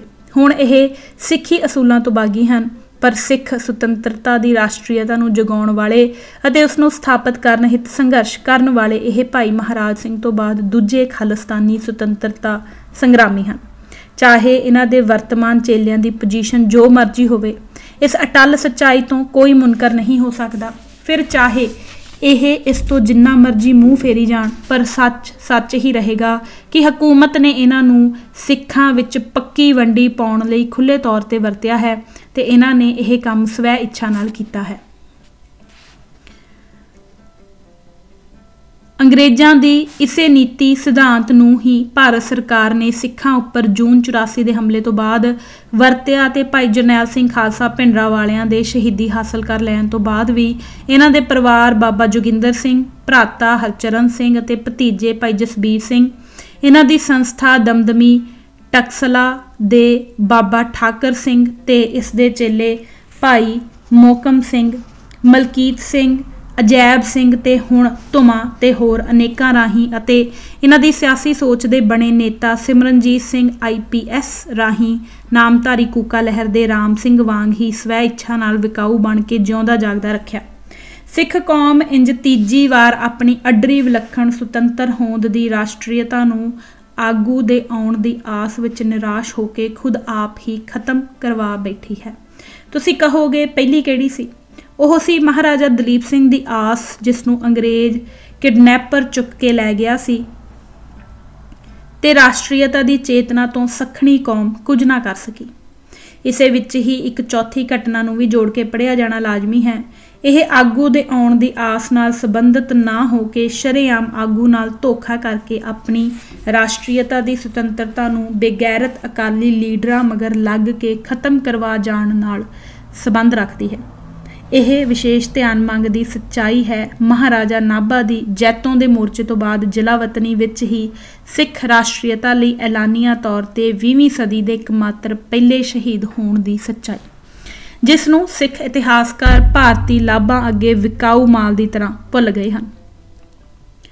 ਇਸ ਤੋਂ ਬਾਅਦ ਉੱਠੀਆਂ ਲਹਿਰਾਂ ਦੇ ਮੋਢੀਆਂ ਨੇ ਸਿੱਖ ਰਾਸ਼ਟਰੀਅਤਾ ਦੀ ਕੌਮੀ ਦੇਸ਼ਕਾਲੀ ਸੁਤੰਤਰਤਾ ਹਿੱਤ ਖੁੱਲ੍ਹ ਕੇ ਕੌਮ ਨੂੰ ਲਾਮਬੰਦ ਕਰਨ ਵਿੱਚ ਹਿਚਕ ਹੀ ਦਿਖਾਈ ਹੈ। ਸਰਦਾਰ ਠਾਕਰ ਸਿੰਘ ਸੰਧਾਵਾਲੀਏ ਹੋਣ, ਕੰਵਰ ਬਿਕਰਮ ਸਿੰਘ, ਗਿਆਨੀ ਦਿੱਤ ਸਿੰਘ, ਪ੍ਰੋਫੈਸਰ ਗੁਰਮੁਖ ਸਿੰਘ, ਸਰਦਾਰ ਜਵਾਹਰ ਸਿੰਘ, ਬਾਈ ਕਾਨ ਸਿੰਘ, ਬਾਗੜੀਆਂ ਪਰਿਵਾਰ ਜਾਂ ਨਾਭੇ ਦੀ ਸਿੱਖ ਰਿਆਸਤ ਨੂੰ ਛੱਡ ਕੇ ਬਾਕੀ ਦੀਆਂ ਸਿੱਖ ਰਿਆਸਤਾਂ ਹੀ ਕਿਉਂ ਨਾ ਹੋਣ, ਚਾਹੇ ਬਾਬਾ ਖੜਕ ਸਿੰਘ ਹੋਣ ਜਾਂ ਮਾਸਟਰ ਤਾਰਾ ਸਿੰਘ ਤੇ ਚਾਹੇ ਅੱਜ ਦੇ ਅਕਾਲੀ, ਇਹ ਤਾਂ ਹੁਣ ਸਵੈ ਹੋਂਦ ਅਤੇ ਸਵੈ ਲਾਭ ਤੇ ਨਿਜਗਰਜੀ ਬਣ ਕੇ ਕੌਮੀ ਪੱਖੋਂ ਅਕਾਲੀ ਅਕਲੋਂ ਖਾਲੀ ਦਾ ਬਿੰਬ ਬਣ ਚੁੱਕੇ ਹਨ। ਇਸ ਤੋਂ ਬਾਅਦ ਜਿਨ੍ਹਾਂ ਹੱਥ ਵੀ ਪੰਥ ਦੀ ਸਿਆਸੀ ਤੇ ਧਾਰਮਿਕ ਵਾਗਡੋਰ ਰਹੀ ਹੈ ਅਤੇ ਜਿਹੜੇ ਜਥੇਬੰਦ ਹੋ ਕੇ ਨਿੱਕੀਆਂ ਵੱਡੀਆਂ ਜਥੇਬੰਦੀਆਂ ਵਿੱਚ ਸਰਕਰਦਾ ਰੋਲ ਅਦਾ ਕਰਦੇ ਰਹੇ ਹਨ, ਉਹਨਾਂ ਸਭਨਾਂ ਨੇ ਸਿੱਖ ਰਾਸ਼ਟਰ ਦੀ ਗੱਲ ਸਿੱਖ ਸਟੇਟ ਵਜੋਂ, ਸਿੱਖ ਹੋਮਲੈਂਡ ਵਜੋਂ, ਆਜ਼ਾਦ ਪੰਜਾਬ ਵਜੋਂ ਅਤੇ ਖਾਲਿਸਤਾਨ ਵਜੋਂ ਕੀਤੀ ਅਵੱਸ਼ ਹੈ। ਇਸ ਹਿੱਤ ਮੈਮੋਰੰਡਮ ਵੀ ਦਿੱਤੇ ਹਨ, ਕੌਮ ਵਿੱਚ ਭਾਸ਼ਣ ਵੀ ਦਿੱਤੇ ਹਨ, ਕੌਮ ਨੂੰ ਤਿਆਰ ਰਹਿਣ ਲਈ ਲਲਕਾਰੇ ਵੀ ਮਾਰੇ ਹਨ, ਪਰ ਨਿਖਰ ਕੇ ਉਵੇਂ ਅੰਦੋਲਨ ਨਹੀਂ ਕੀਤਾ ਹੈ ਜਿਵੇਂ ਮੁਸਲਮਾਨ ਪਾਕਿਸਤਾਨ ਲਈ ਕਰ ਰਹੇ ਸਨ। ਜਾਂ 1916 ਵਿੱਚ ਬੰਗਾਲ ਦੇ ਲੋਕਾਂ ਨੇ ਬੰਗਾਲ ਨੂੰ 2 ਹਿੱਸਿਆਂ ਵਿੱਚ ਵੰਡਾ ਕੇ ਸਪਸ਼ਟ ਸੰਦੇਸ਼ ਸਿੱਖ ਘੱਟ ਗਿਣਤੀ ਨੂੰ ਭੇਜ ਦਿੱਤਾ ਸੀ ਕਿ ਅੰਗਰੇਜ਼ ਸਭ ਕੁਝ ਕਰ ਸਕਦਾ ਹੈ ਬਸ਼ਰਤੇ ਉਸ ਨੂੰ ਕਰਨ ਹਿੱਤ ਜਨਤਕ ਤੌਰ ਤੇ ਮਜਬੂਰ ਕਰ ਦਿੱਤਾ ਜਾਵੇ। ਇਸ ਸਪਸ਼ਟ ਸੰਦੇਸ਼ ਅਤੇ ਕੰਧ ਤੇ ਲਿਖੇ ਨੂੰ ਸਿੱਖ ਮਾਨਸਿਕਤਾ ਪੜ੍ਹ ਨਹੀਂ ਸਕੀ। ਕਮੀ ਇੱਥੇ ਰਹੀ ਹੈ। ਇਸ ਲਈ ਇਹ ਬਿਲਕੁਲ ਗਲਤ ਹੈ, ਝੂਠੀ ਹੈ, ਸਰਕਾਰੀ ਏਜੰਸੀਆਂ ਦੇ ਉਹਨਾਂ ਪਾਲਤੂ ਜੀਆਂ ਦੀ ਹੈ ਜੋ ਇਹ ਕਹਿੰਦੇ ਹਨ ਕਿ ਸਿੱਖਾਂ ਨੇ ਜਾਂ ਸਿੱਖ ਲੀਡਰਾਂ ਜਾਂ ਜਥੇਬੰਦੀਆਂ ਨੇ ਅੰਗਰੇਜ਼ਾਂ ਤੋਂ ਕਦੇ ਸੁਤੰਤਰ ਸਿੱਖ ਰਾਸ਼ਟਰ ਦੀ ਮੰਗ ਹੀ ਨਹੀਂ ਕੀਤੀ। ਉਪਰੋਕਤ ਤੋਂ ਇਲਾਵਾ ਜੋ ਮੇਰੇ ਹੁਣ ਤੱਕ ਗਿਆਤ ਵਿੱਚ ਹੈ ਉਸ ਮੁਤਾਬਕ 21-22 ਨਵੰਬਰ 1942 ਨੂੰ ਸ਼੍ਰੀ ਨਨਕਾਣਾ ਸਾਹਿਬ ਅਕਾਲੀ ਕਾਨਫਰੰਸ ਵਿੱਚ ਪ੍ਰਧਾਨ ਦੀ ਹੈਸੀਅਤ ਵਿੱਚ ਸਰਦਾਰ ਕਰਤਾਰ ਸਿੰਘ MA ਐਡਵੋਕੇਟ ਪਟਿਆਲਾ ਵਾਸੀ ਨੇ ਇਸ ਕਾਨਫਰੰਸ ਦੀ ਪ੍ਰਧਾਨਗੀ ਕਰਦੇ ਹੋਏ ਅਕਾਲੀ ਦਲ ਦੀ ਸਾਂਝੀ ਅਤੇ ਸੰਗਠਿਤ ਰਾਏ ਨੂੰ ਲਿਖਤਬੱਧ ਰੂਪ ਵਿੱਚ ਛਪਿਆ ਹੋਇਆ ਭਰਵੀਂ ਹਾਜ਼ਰੀ ਨੂੰ ਪੜ੍ਹ ਕੇ ਸੁਣਾਇਆ। ਉਹਨਾਂ ਸਿੱਖਾਂ ਦੀਆਂ ਮੰਗਾਂ ਸਿਰਲੇਖ ਹੇਠ ਪ੍ਰਧਾਨਗੀ ਭਾਸ਼ਣ ਵਿੱਚ ਕਿਹਾ, ਸਿੱਖ ਕੋਈ ਸਹੀ ਗੱਲ ਤਦ ਹੀ ਸੋਚ ਸਕਦਾ ਹੈ ਜੇ ਆਪਣੇ ਦਿਮਾਗ ਨੂੰ ਹਿੰਦੂ ਰਾਜਨੀਤਿਕ ਚੱਕਰ ਦੀ ਘੁੰਮਣ ਘੇਰ ਵਿੱਚੋਂ ਕੱਢ ਦੇਵੇ, ਅਰਥਾਤ ਕੱਢ ਲਵੇ। ਹਿੰਦੂ ਭਾਵੇਂ ਕੌਮ ਪ੍ਰਸਤ ਹੋਵੇ, ਭਾਵੇਂ ਕੱਟੜ ਫਿਰਕਾ ਪ੍ਰਸਤ, ਹਰ ਸੂਰਤ ਵਿੱਚ ਉਸ ਨੂੰ ਇਹੀ ਮੁਆਫਿਕ ਹੈ ਕਿ ਫਿਰਕੇਦਾਰੀ ਵੰਡੀ ਨਾ ਹੋਵੇ, ਕਿਉਂਕਿ ਹਿੰਦੁਸਤਾਨ ਵਿੱਚ ਉਸ ਦੀ ਲਗਭਗ 73% ਵਸੋਂ ਹੈ ਤੇ ਸਪਸ਼ਟ ਬਹੁਗਿਣਤੀ ਹੈ। ਪੰਚਾਇਤੀ ਰਾਜ ਬਹੁਗਿਣਤੀ ਦਾ ਰਾਜ ਹੈ। ਉਹ ਧਨੀ ਹੈ, ਵਪਾਰੀ ਹੈ, ਕਾਰਖਾਨਿਆਂ ਦਾ ਮਾਲਕ ਹੈ ਤੇ ਸਰਕਾਰੀ ਨੌਕਰੀਆਂ ਪਰ ਉਸ ਦਾ ਪੁਰਾਣਾ ਕਬਜ਼ਾ ਹੈ। ਪ੍ਰੈਸ ਦੇ ਪਲੇਟਫਾਰਮ ਉਸ ਦੇ ਹੱਥ ਹੈ। ਸੋ ਜੇ ਫਿਰਕੇਦਾਰੀ ਤਕਸੀਮ ਨਾ ਹੋਵੇ ਤਦ ਹਿੰਦੁਸਤਾਨ ਸਹੀ ਲਫ਼ਜ਼ਾਂ ਵਿੱਚ ਹਿੰਦੁਸਤਾਨ ਹੈ। ਇਸ ਲਈ ਫਿਰਕਾ ਪ੍ਰਸਤ ਹਿੰਦੂ ਵੀ ਇਹੀ ਕਹੇਗਾ ਕਿ ਫਿਰਕੇਦਾਰੀ ਛੱਡੋ। ਇਸ ਲਈ ਸਿੱਖ ਦਾ ਦਿਮਾਗ ਹਿੰਦੂ ਰਾਜਸੀ ਅਸਰ ਦੇ ਹੇਠ ਹੈ।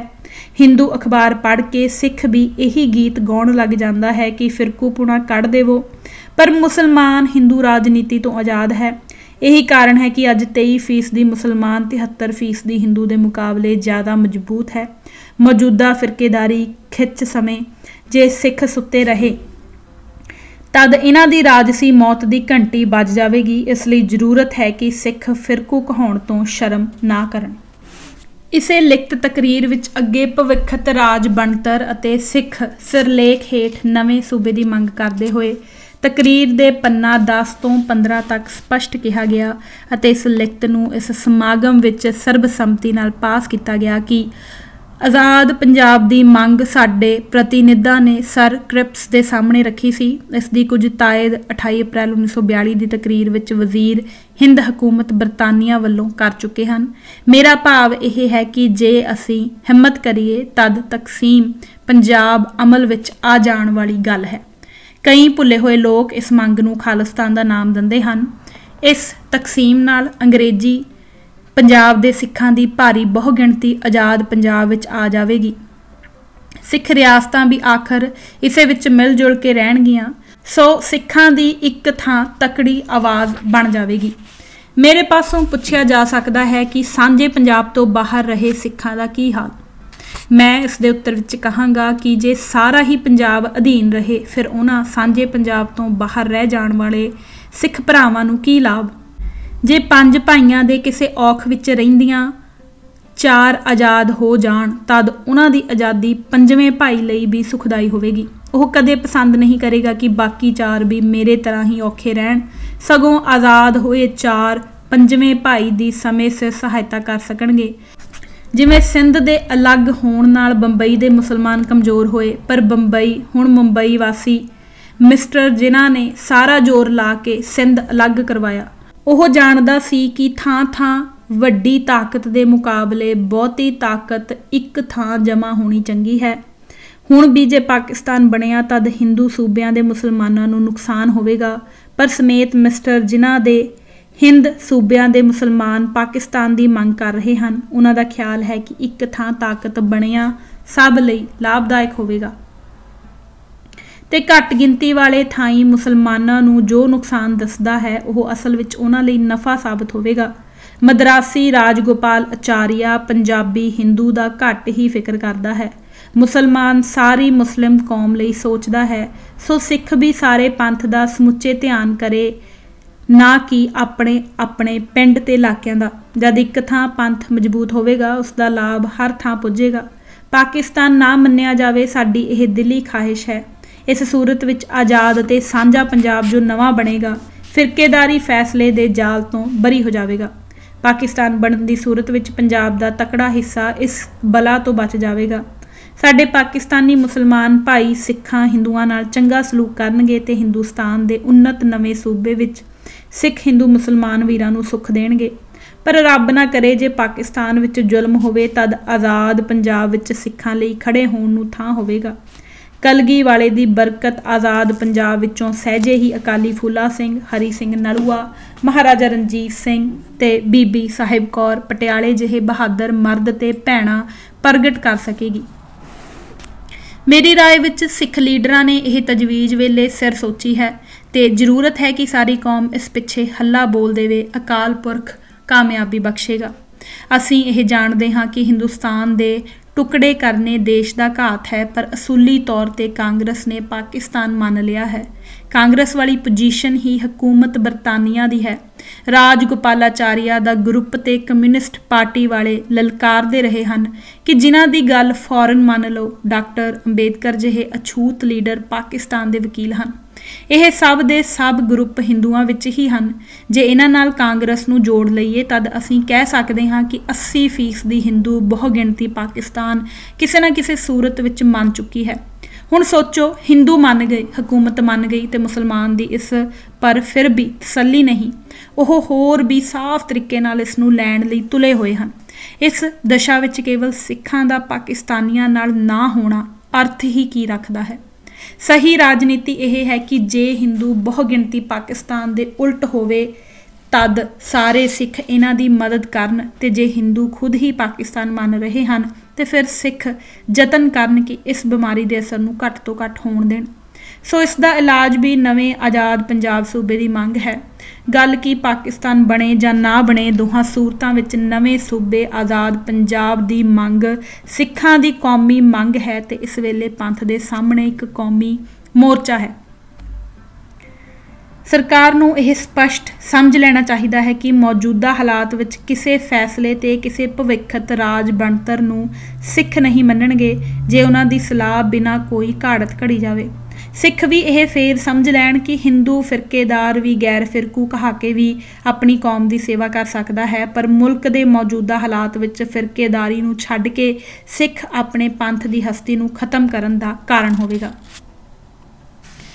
यह भाषण बड़ा ही स्पष्ट है ते पंथ लई निखरवें सियासी दसहद्दे पूरी दृढ़ता नाल पेश करता है। हालांकि इस भाषण विच भी जिस हिंदू की मानसिकता नूं इतनी बारीकी नाल पेश किया गया है, उस दे बावजूद अकाली सिख जहनीयत की इस कमजोरी नूं भी यह भाषण इन्हां लफ्ज़ां विच स्पष्ट प्रगट करता है कि कई भुले हुए लोग इस मंग नूं खालिस्तान का नाम दिंदे हन। अकाली मानसिकता अजिही स्पष्ट हालातां दे मद्देनज़र भी पंजाबी हिंदू नूं खुश करन दे मानसिक रोग तो पीड़ित ही नज़र आउंदी है, क्योंकि वही इस वक्त भी खालिस्तान दे विरुद्ध सी। इस हिंदू नूं पाकिस्तान बनन ते कोई इतराज़ नहीं सी, पर यह इस पक्षों दृढ़ सी कि चाहे हिंदुस्तान की वंड की हदबंदी दिल्ली तक चली जाए, पर सिखां लई किसी भी कीमत ते खालिस्तान नहीं बनन देना। सब कुछ समझते हुए भी सिख लीडरशिप ते समुचा सिख समाज इस पक्ष ते आखिर कमज़ोर ही क्यों साबित होया, यह अड्ड विशा है। सब कुछ समझते हुए भी अकाली लीडरशिप इस सिखी हक्की हक ते आखिर पहरा क्यों ना दे सकी। इस ते असीं अगे चर्चा भी करांगे ते पड़चोल भी। इस 1942 की अकाली दल की लिखत ने पंथ सामने सियासी मंजिल स्पष्ट कर दी। अंत विच प्रधान अकाली कानफ्रेंस ने कहा कि इस वेले जरूरत है कि सारी सिख कौम खंडे का अमृत छक के तैयार बर तैयार हो जाए। श्रीमान मास्टर तारा सिंह जी की लीडरी हेठ श्रोमणी अकाली दल की जथेबंदी पंथ की जथेबंदी है, जो इकारे दुकारे सज्जण रुस्से बैठे हैं या कई बेपरवाह पंथक कम्मां वल ध्यान ही नहीं कर रहे, वह हुण पंथक नगारे की चोट सुनन ते जथेबंदी विच आ जाण। अकाल पुरख जिंदा है, गुरु जिंदा है, पंथ जाग रहा है, हिम्मत करो, फतेह तुहानू उड़ीक रही है। इंज 21 नवंबर 1942 की श्री ननकाना साहिब अकाली कानफ्रेंस ने पंथ खालसे दे सियासी निशाने आज़ाद पंजाब नूं सही समय ते लिखतबद्ध कर दिता, जिस तो कोई भी मुनकर नहीं हो सकता। बाद विच श्रोमणी अकाली दल ने 7 जून 1943 ਨੂੰ आज़ाद पंजाब ਦਾ ਮਤਾ ਦੁਬਾਰਾ ਫਿਰ ਪਾਸ ਕਰ ਦਿੱਤਾ। डॉक्टर हरजिंदर सिंह दलगीर श्रोमणी अकाली दल नामी अपनी पुस्तक विच लिखते हैं कि इस नाल पंजाब ते भारत का सियासी माहौल सारे का सारा ही बदल गया। इसका सिकंदर बलदेव सिंह पैक्ट ते भी कुछ कु असर पिया। छेती ही पंजाब का माहौल आज़ाद पंजाब, सिख स्टेट ते खालिस्तान की मंग नाल एक पासे ते पाकिस्तान की मंग नाल दूजे पासे भर गया। 23 मार्च 1940 ਨੂੰ गुरुद्वारा डेरा साहिब लाहौर के सामने वाले खुले मैदान में जिथे अजकल मीनारे पाकिस्तान बनी हुई है, उस तो लाहौर किले वाल नूं मुस्लिम लीग का एक भारी इकट्ठ सद्या गया, जिस विच मुस्लिम मुल्क बनाए जाण पाकिस्तान का मता पास किया गया। कुछ दिन बाद ही ऑल इंडिया अकाली कानफ्रेंस अटारी विच सद लई गई, जिस अकाली कानफ्रेंस ने मुस्लिम मुल्क के इस मते नूं रद्द कर दिता। खालसा नैशनलिस्ट पार्टी ने 29 मार्च 1940 ਨੂੰ लाहौर विच ही पाकिस्तान की मंग के विरुद्ध मता पास किया। इंज ही बाबा खड़क सिंह ने भी जून 1940 विच पाकिस्तान का विरोध किया। लुधियाने के डॉक्टर वीर सिंह भट्टी ने पाकिस्तान के मुकाबले खालिस्तान का नां पैंफलेट छाप के वंडिया। इस विच पाकिस्तान ते हिंदुस्तान विचकार एक आज़ाद मुल्क खालिस्तान बनाए जाण की मंग की। बाबा गुरदित्त सिंह की अगवाई विच 19 मई 1940 ਨੂੰ ਅੰਮ੍ਰਿਤਸਰ विखे लगभग 125 सिख आगू इकट्ठे होए ते उन्हां जम्मू तो जमरोद तक का इलाका अंग्रेज़ां ने महाराजा रणजीत सिंह के पुत्र दलीप सिंह तो ट्रस्टी के तौर पर लिया सी, ओह सिखां नूं वापस किया जाए दा मता पास करके गुर खालसा राज कायम करन हित एक 31 मैंबरी कमेटी का गठन किया। 24 जुलाई 1942 ਨੂੰ ऑल इंडिया अकाली कॉन्फ्रेंस वहला कलां रायपुर ने भी पंजाब की नवे सिरों आज़ाद पंजाब के तौर पर वंड का मता पास किया। इस आज़ाद पंजाब की मुसलमाना ने तो मुखालफत करनी ही सी, जिसकी वजह भी समझ आती है, पर सिखां की इस मंग का हिंदुओं ने भी जबरदस्त विरोध किया। सिख नैशनल कॉलेज लाहौर ने भी एक मता पास करके आज़ाद पंजाब की मंग का समर्थन किया। 5 जुलाई 1943 ਨੂੰ आज़ाद पंजाब की कायमी ਲਈ सेंट्रल सिख लीग पार्टी ਨੂੰ मुड़ कायम कर लिया गया ਤੇ ਇਸ ਦੇ ਪ੍ਰਧਾਨ सरदार हरनाम सिंह एडवोकेट बनाए गए। इस दे मीत प्रधान सरदार स्वर्ण सिंह जो बाद विच भारत के विदेश मंत्री रहे ਅਤੇ सरदार हुकम सिंह जो बाद विच लोक सभा के स्पीकर, गवर्नर ਅਤੇ केंद्री श्री गुरु सिंह सभा के प्रधान बनाए गए ਨੂੰ बनाया गया सी। इस सेंट्रल सिख लीग ने अपना निशाना आज़ाद पंजाब का मता पास कर वंड वेले सिखां लई सुतंत्र खिता बतौर आज़ाद पंजाब दे मंग के अकाली दल की ही हमायत की, पर अपनी सुतंत्र सियासी होंद बरकरार रखी। इंज सिख वक्खो वक्ख धड़ियां विच वक्खो वक्ख विचार रखते हुए भी देश वंड वेले अपने सियासी भविख के संबंध विच लगभग एकमत हुंदे गए। इस दे नतीजे वजों 14-15 अगस्त 1943 ਨੂੰ समूह सिख धड़ियां की एक सिख पोलीटिकल कानफ्रेंस पंजा साहिब विखे हुई, जिस विच भी आज़ाद पंजाब का समर्थन किया गया। इस कानफ्रेंस विच ज्ञानी शेर सिंह जी, मास्टर तारा सिंह जी, बख्शी गुरचरण सिंह आपसी सहमति नाल आज़ाद पंजाब बनाए जाण का मता पास किया। मास्टर तारा सिंह ने आज़ाद पंजाब का विरोध करने वालियां नूं करारा जवाब देंदियां कहा कि 20 मार्च 1931 ਨੂੰ जो श्री मोहन चंद करमचंद गांधी ਨੂੰ 17 नुकाती चार्टर दिता गया सी, उस विचली चौथी मंग का सीधा ताल्लुक ही आज़ाद पंजाब की मंग नाल है। सरदार संत सिंह जो उस वक्त भारतीय संसद विच पंजाब तो चुनिया MP सी, ने 9 अगस्त 1943 ਨੂੰ कांग्रेस की भाषा बोलते हुए आज़ाद पंजाब की मंग का विरोध कर दिता। यह खबर 9 अगस्त 1943 की ट्रिब्यून अखबार विच छपी। इस दे जवाब विच मास्टर तारा सिंह ने उपरोक्त स्पष्टीकरण दिंदे हुए कहा कि इस 17 नुकाती चार्टर तैयार करने वाली कमेटी का खुद मैंबर पार्लीमेंट सरदार संत सिंह आप भी मैंबर सी, जिसने खुद चार्टर तैयार किया सी। उही व्यक्ति हुण इसका विरोध किवें कर सकता है। 23 जनवरी 1944 ਨੂੰ दिल्ली विच होई एक बहुत वड्डी सिख कानफ्रेंस ने भी आज़ाद पंजाब की मंग की हिमायत कर दी, जिस नाल पंजाब तो बाहर वसदे सिखां ने भी अपनी हिमायत पंजाब के सिखां लई आज़ाद पंजाब नाल जोड़ दी। इंज बतौर आज़ाद पंजाब के तौर पर सुतंत्र खिता स्थापित करने की मंग नाल सिखां विच पैदा कीतियां जा रहीआं वंडियां मुक गईआं। सिर कढ़ सिख हस्तियां विच सरदार प्रीतम सिंह गौंजरा, प्रिंसीपल गंगा सिंह, सरदार स्वर्ण सिंह जो बाद विच विदेश मंत्री रहे, ਗਿਆਨੀ ਕਰਤਾਰ ਸਿੰਘ, ਜਨਰਲ ਮੋਹਨ ਸਿੰਘ, ਮਾਸਟਰ ਅਜੀਤ ਸਿੰਘ, ਗਿਆਨੀ ਸ਼ੇਰ ਸਿੰਘ, ਅਮਰ ਸਿੰਘ ਦੋਸਾਂਝ ਅਤੇ ਮੈਂਬਰ ਪਾਰਲੀਮੈਂਟ ਸਰਦਾਰ ਮੰਗਲ ਸਿੰਘ ਵੀ ਆਜ਼ਾਦ ਪੰਜਾਬ ਦੀ ਹਿਮਾਇਤ ਤੇ ਪੂਰੀ ਦ੍ਰਿੜਤਾ ਨਾਲ ਖੜ ਗਏ। ਇੰਜ ਪੰਥਕ ਸਿਆਸੀ ਭਵਿੱਖ ਦੀ ਸੁਰੱਖਿਆ ਲਈ ਇਸ ਦੀ ਪੈਰਵਾਈ ਰੱਜ ਕੇ ਤੇ ਡਟ ਕੇ ਕਰਨ ਲੱਗ ਪਏ, ਜਿਸ ਨੇ ਪੰਜਾਬ ਅੰਦਰ ਆਜ਼ਾਦ ਪੰਜਾਬ ਲਈ ਮਾਹੌਲ ਤਿਆਰ ਕੀਤਾ। ਇਸੇ ਦਰਮਿਆਨ ਕਾਂਗਰਸ ਨੇ ਫਗਵਾੜੇ ਤੱਕ ਸਤਲੁਜ ਦਰਿਆ ਦੇ ਕੰਢੇ ਨੂੰ ਹੱਦ ਮੰਨ ਕੇ ਪਾਕਿਸਤਾਨ ਪ੍ਰਵਾਨ ਕਰ ਲਿਆ। ਇਸ ਹਿੱਤ ਕਾਂਗਰਸ ਪਾਰਟੀ ਨੇ ਬਹੁਤ ਸੰਖਿਅਕ ਹਿੰਦੂ ਸਮਾਜ ਵੱਲੋਂ ਦੇਸ਼ ਵੰਡ ਲਈ ਇੱਕ ਨਵਾਂ ਫਾਰਮੂਲਾ, ਜਿਸ ਨੂੰ ਰਾਜਾ ਜੀ ਫਾਰਮੂਲਾ ਕਿਹਾ ਗਿਆ, ਰਾਹੀਂ ਪਾਕਿਸਤਾਨ ਦੀ ਸਰਹੱਦ ਦੀ ਹੱਦ ਸਤਲੁਜ ਦਰਿਆ ਨੂੰ ਸਵੀਕਾਰ ਕਰ ਲਿਆ ਗਿਆ ਤੇ ਇੰਜ ਫਗਵਾੜੇ ਤੱਕ ਦਾ ਖਿੱਤਾ ਸਾਰਾ ਦਾ ਸਾਰਾ ਪਾਕਿਸਤਾਨ ਨੂੰ ਦੇਣ ਦੀ ਕਾਂਗਰਸ ਅਤੇ ਬਹੁਤ ਸੰਖਿਅਕ ਹਿੰਦੂ ਜਮਾਤ ਨੇ ਹਮਾਇਤ ਕਰ ਦਿੱਤੀ। ਕੋਈ ਵੀ ਹਿੰਦੂ ਜਿਹੜਾ ਆਜ਼ਾਦ ਪੰਜਾਬ ਦੀ ਮੰਗ ਦਾ ਵਿਰੋਧ ਕਰਦਾ ਸੀ, ਇਸ ਕਾਂਗਰਸ ਦੀ ਤਜਵੀਜ਼ ਦੇ ਵਿਰੁੱਧ ਨਾ ਬੋਲਿਆ।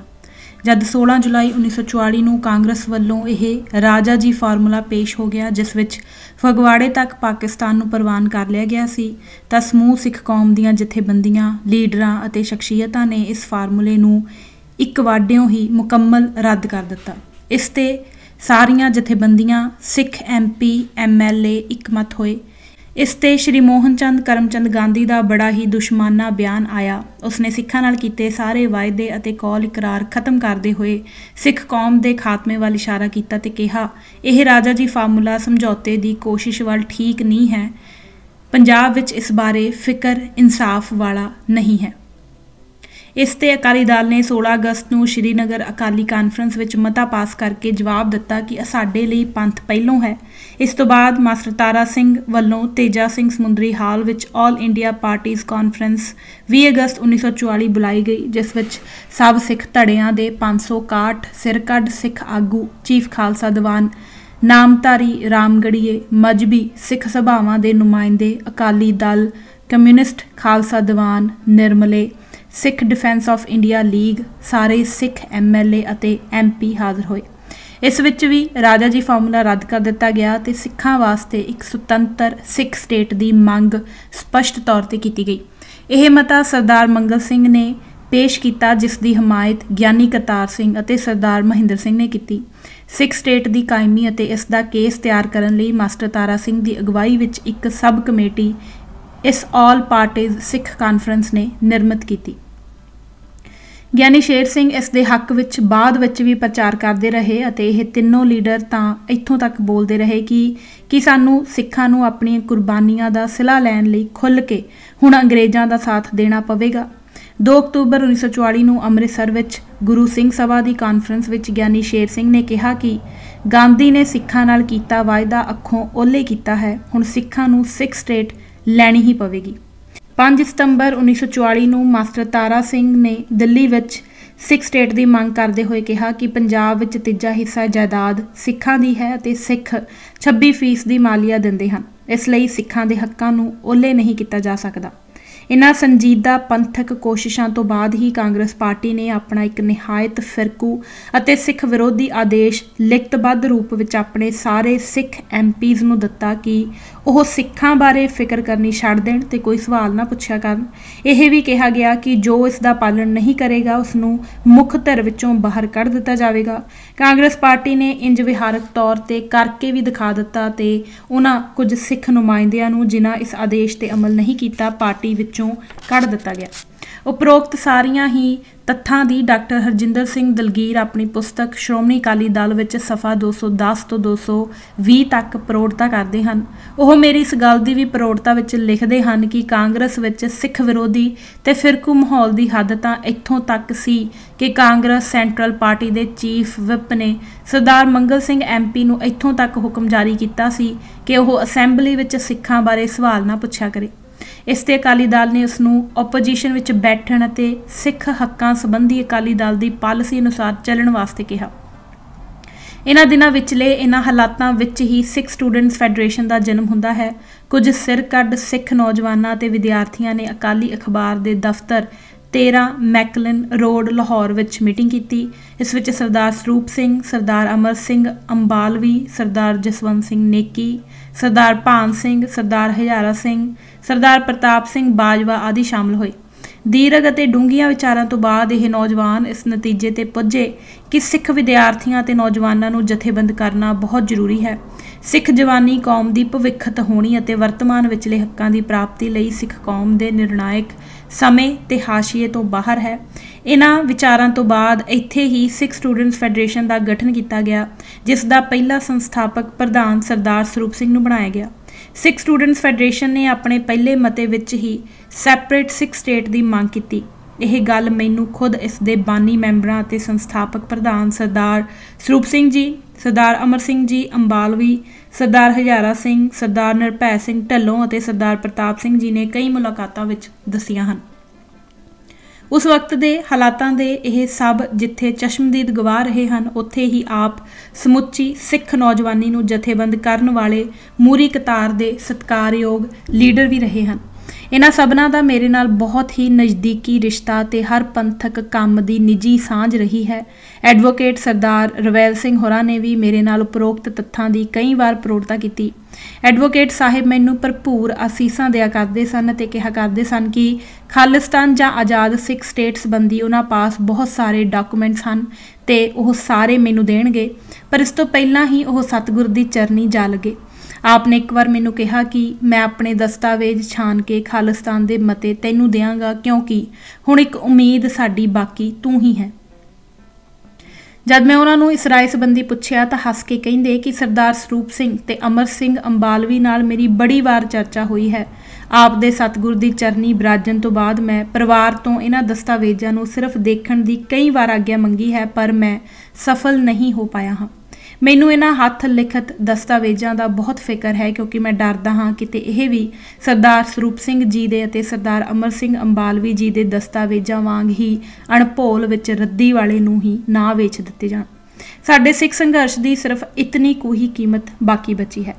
ਇਸ ਗਠਿਤ ਹੋਈ ਵਿਦਿਆਰਥੀ ਜਥੇਬੰਦੀ ਸਿੱਖ ਸਟੂਡੈਂਟਸ ਫੈਡਰੇਸ਼ਨ ਨੇ ਆਪਣਾ ਇੱਕ ਮੁੱਖ ਮੰਤਵ ਹੀ ਇਹ ਨਿਰਧਾਰਿਤ ਕੀਤਾ ਕਿ ਸਿੱਖ ਵਿਦਿਆਰਥੀਆਂ ਵਿੱਚ ਆਪਣੀ ਵੱਖਰੀ ਹਸਤੀ ਤੇ ਅੱਡਰੀ ਕੌਮੀਅਤਾਂ ਦਾ ਅਹਿਸਾਸ ਜਗਾਉਣਾ ਅਤੇ ਉਹਨਾਂ ਨੂੰ ਅਜਿਹਾ ਦੇਸ਼-ਕਾਲ ਘੜਨ ਲਈ ਤਿਆਰ ਕਰਨਾ ਜਿਸ ਵਿੱਚ ਸਾਡਾ ਕੌਮੀ ਜਜ਼ਬਾ ਪ੍ਰਫੁੱਲਤ ਹੋ ਸਕੇ।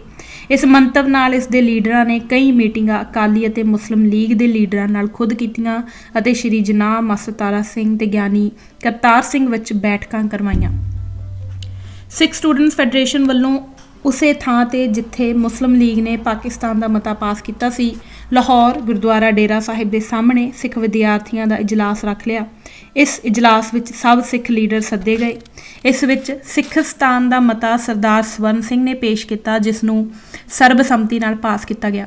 ਇਸ ਤੋਂ ਬਾਅਦ ਪੰਜਾਬ, ਬੰਗਾਲ ਤੇ ਹੋਰ ਇਲਾਕਿਆਂ ਵਿੱਚ ਫਿਰਕੂ ਮਸਲੇ ਅਤੇ ਕੌਮੀਅਤਾਂ ਵੱਲੋਂ ਮੰਗੀ ਜਾ ਰਹੀ ਆਜ਼ਾਦੀ ਦੇ ਮਸਲੇ ਨੂੰ ਹੱਲ ਕਰਨ ਲਈ ਸਰ ਤੇਜ ਬਹਾਦਰ ਸਪਰੂ ਦੀ ਪ੍ਰਧਾਨਗੀ ਵਿੱਚ ਇੱਕ ਆਜ਼ਾਦਾਨਾ ਕਮੇਟੀ ਦਾ ਗਠਨ ਅੰਗਰੇਜ਼ ਸਰਕਾਰ ਵੱਲੋਂ ਕੀਤਾ ਗਿਆ।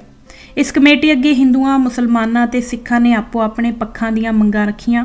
ਇਸ ਕਮੇਟੀ ਨੂੰ ਸਿੱਖਾਂ ਵੱਲੋਂ ਅੱਡੋ-ਅੱਡ 2 ਮੈਮੋਰੈਂਡਮ ਦਿੱਤੇ ਗਏ।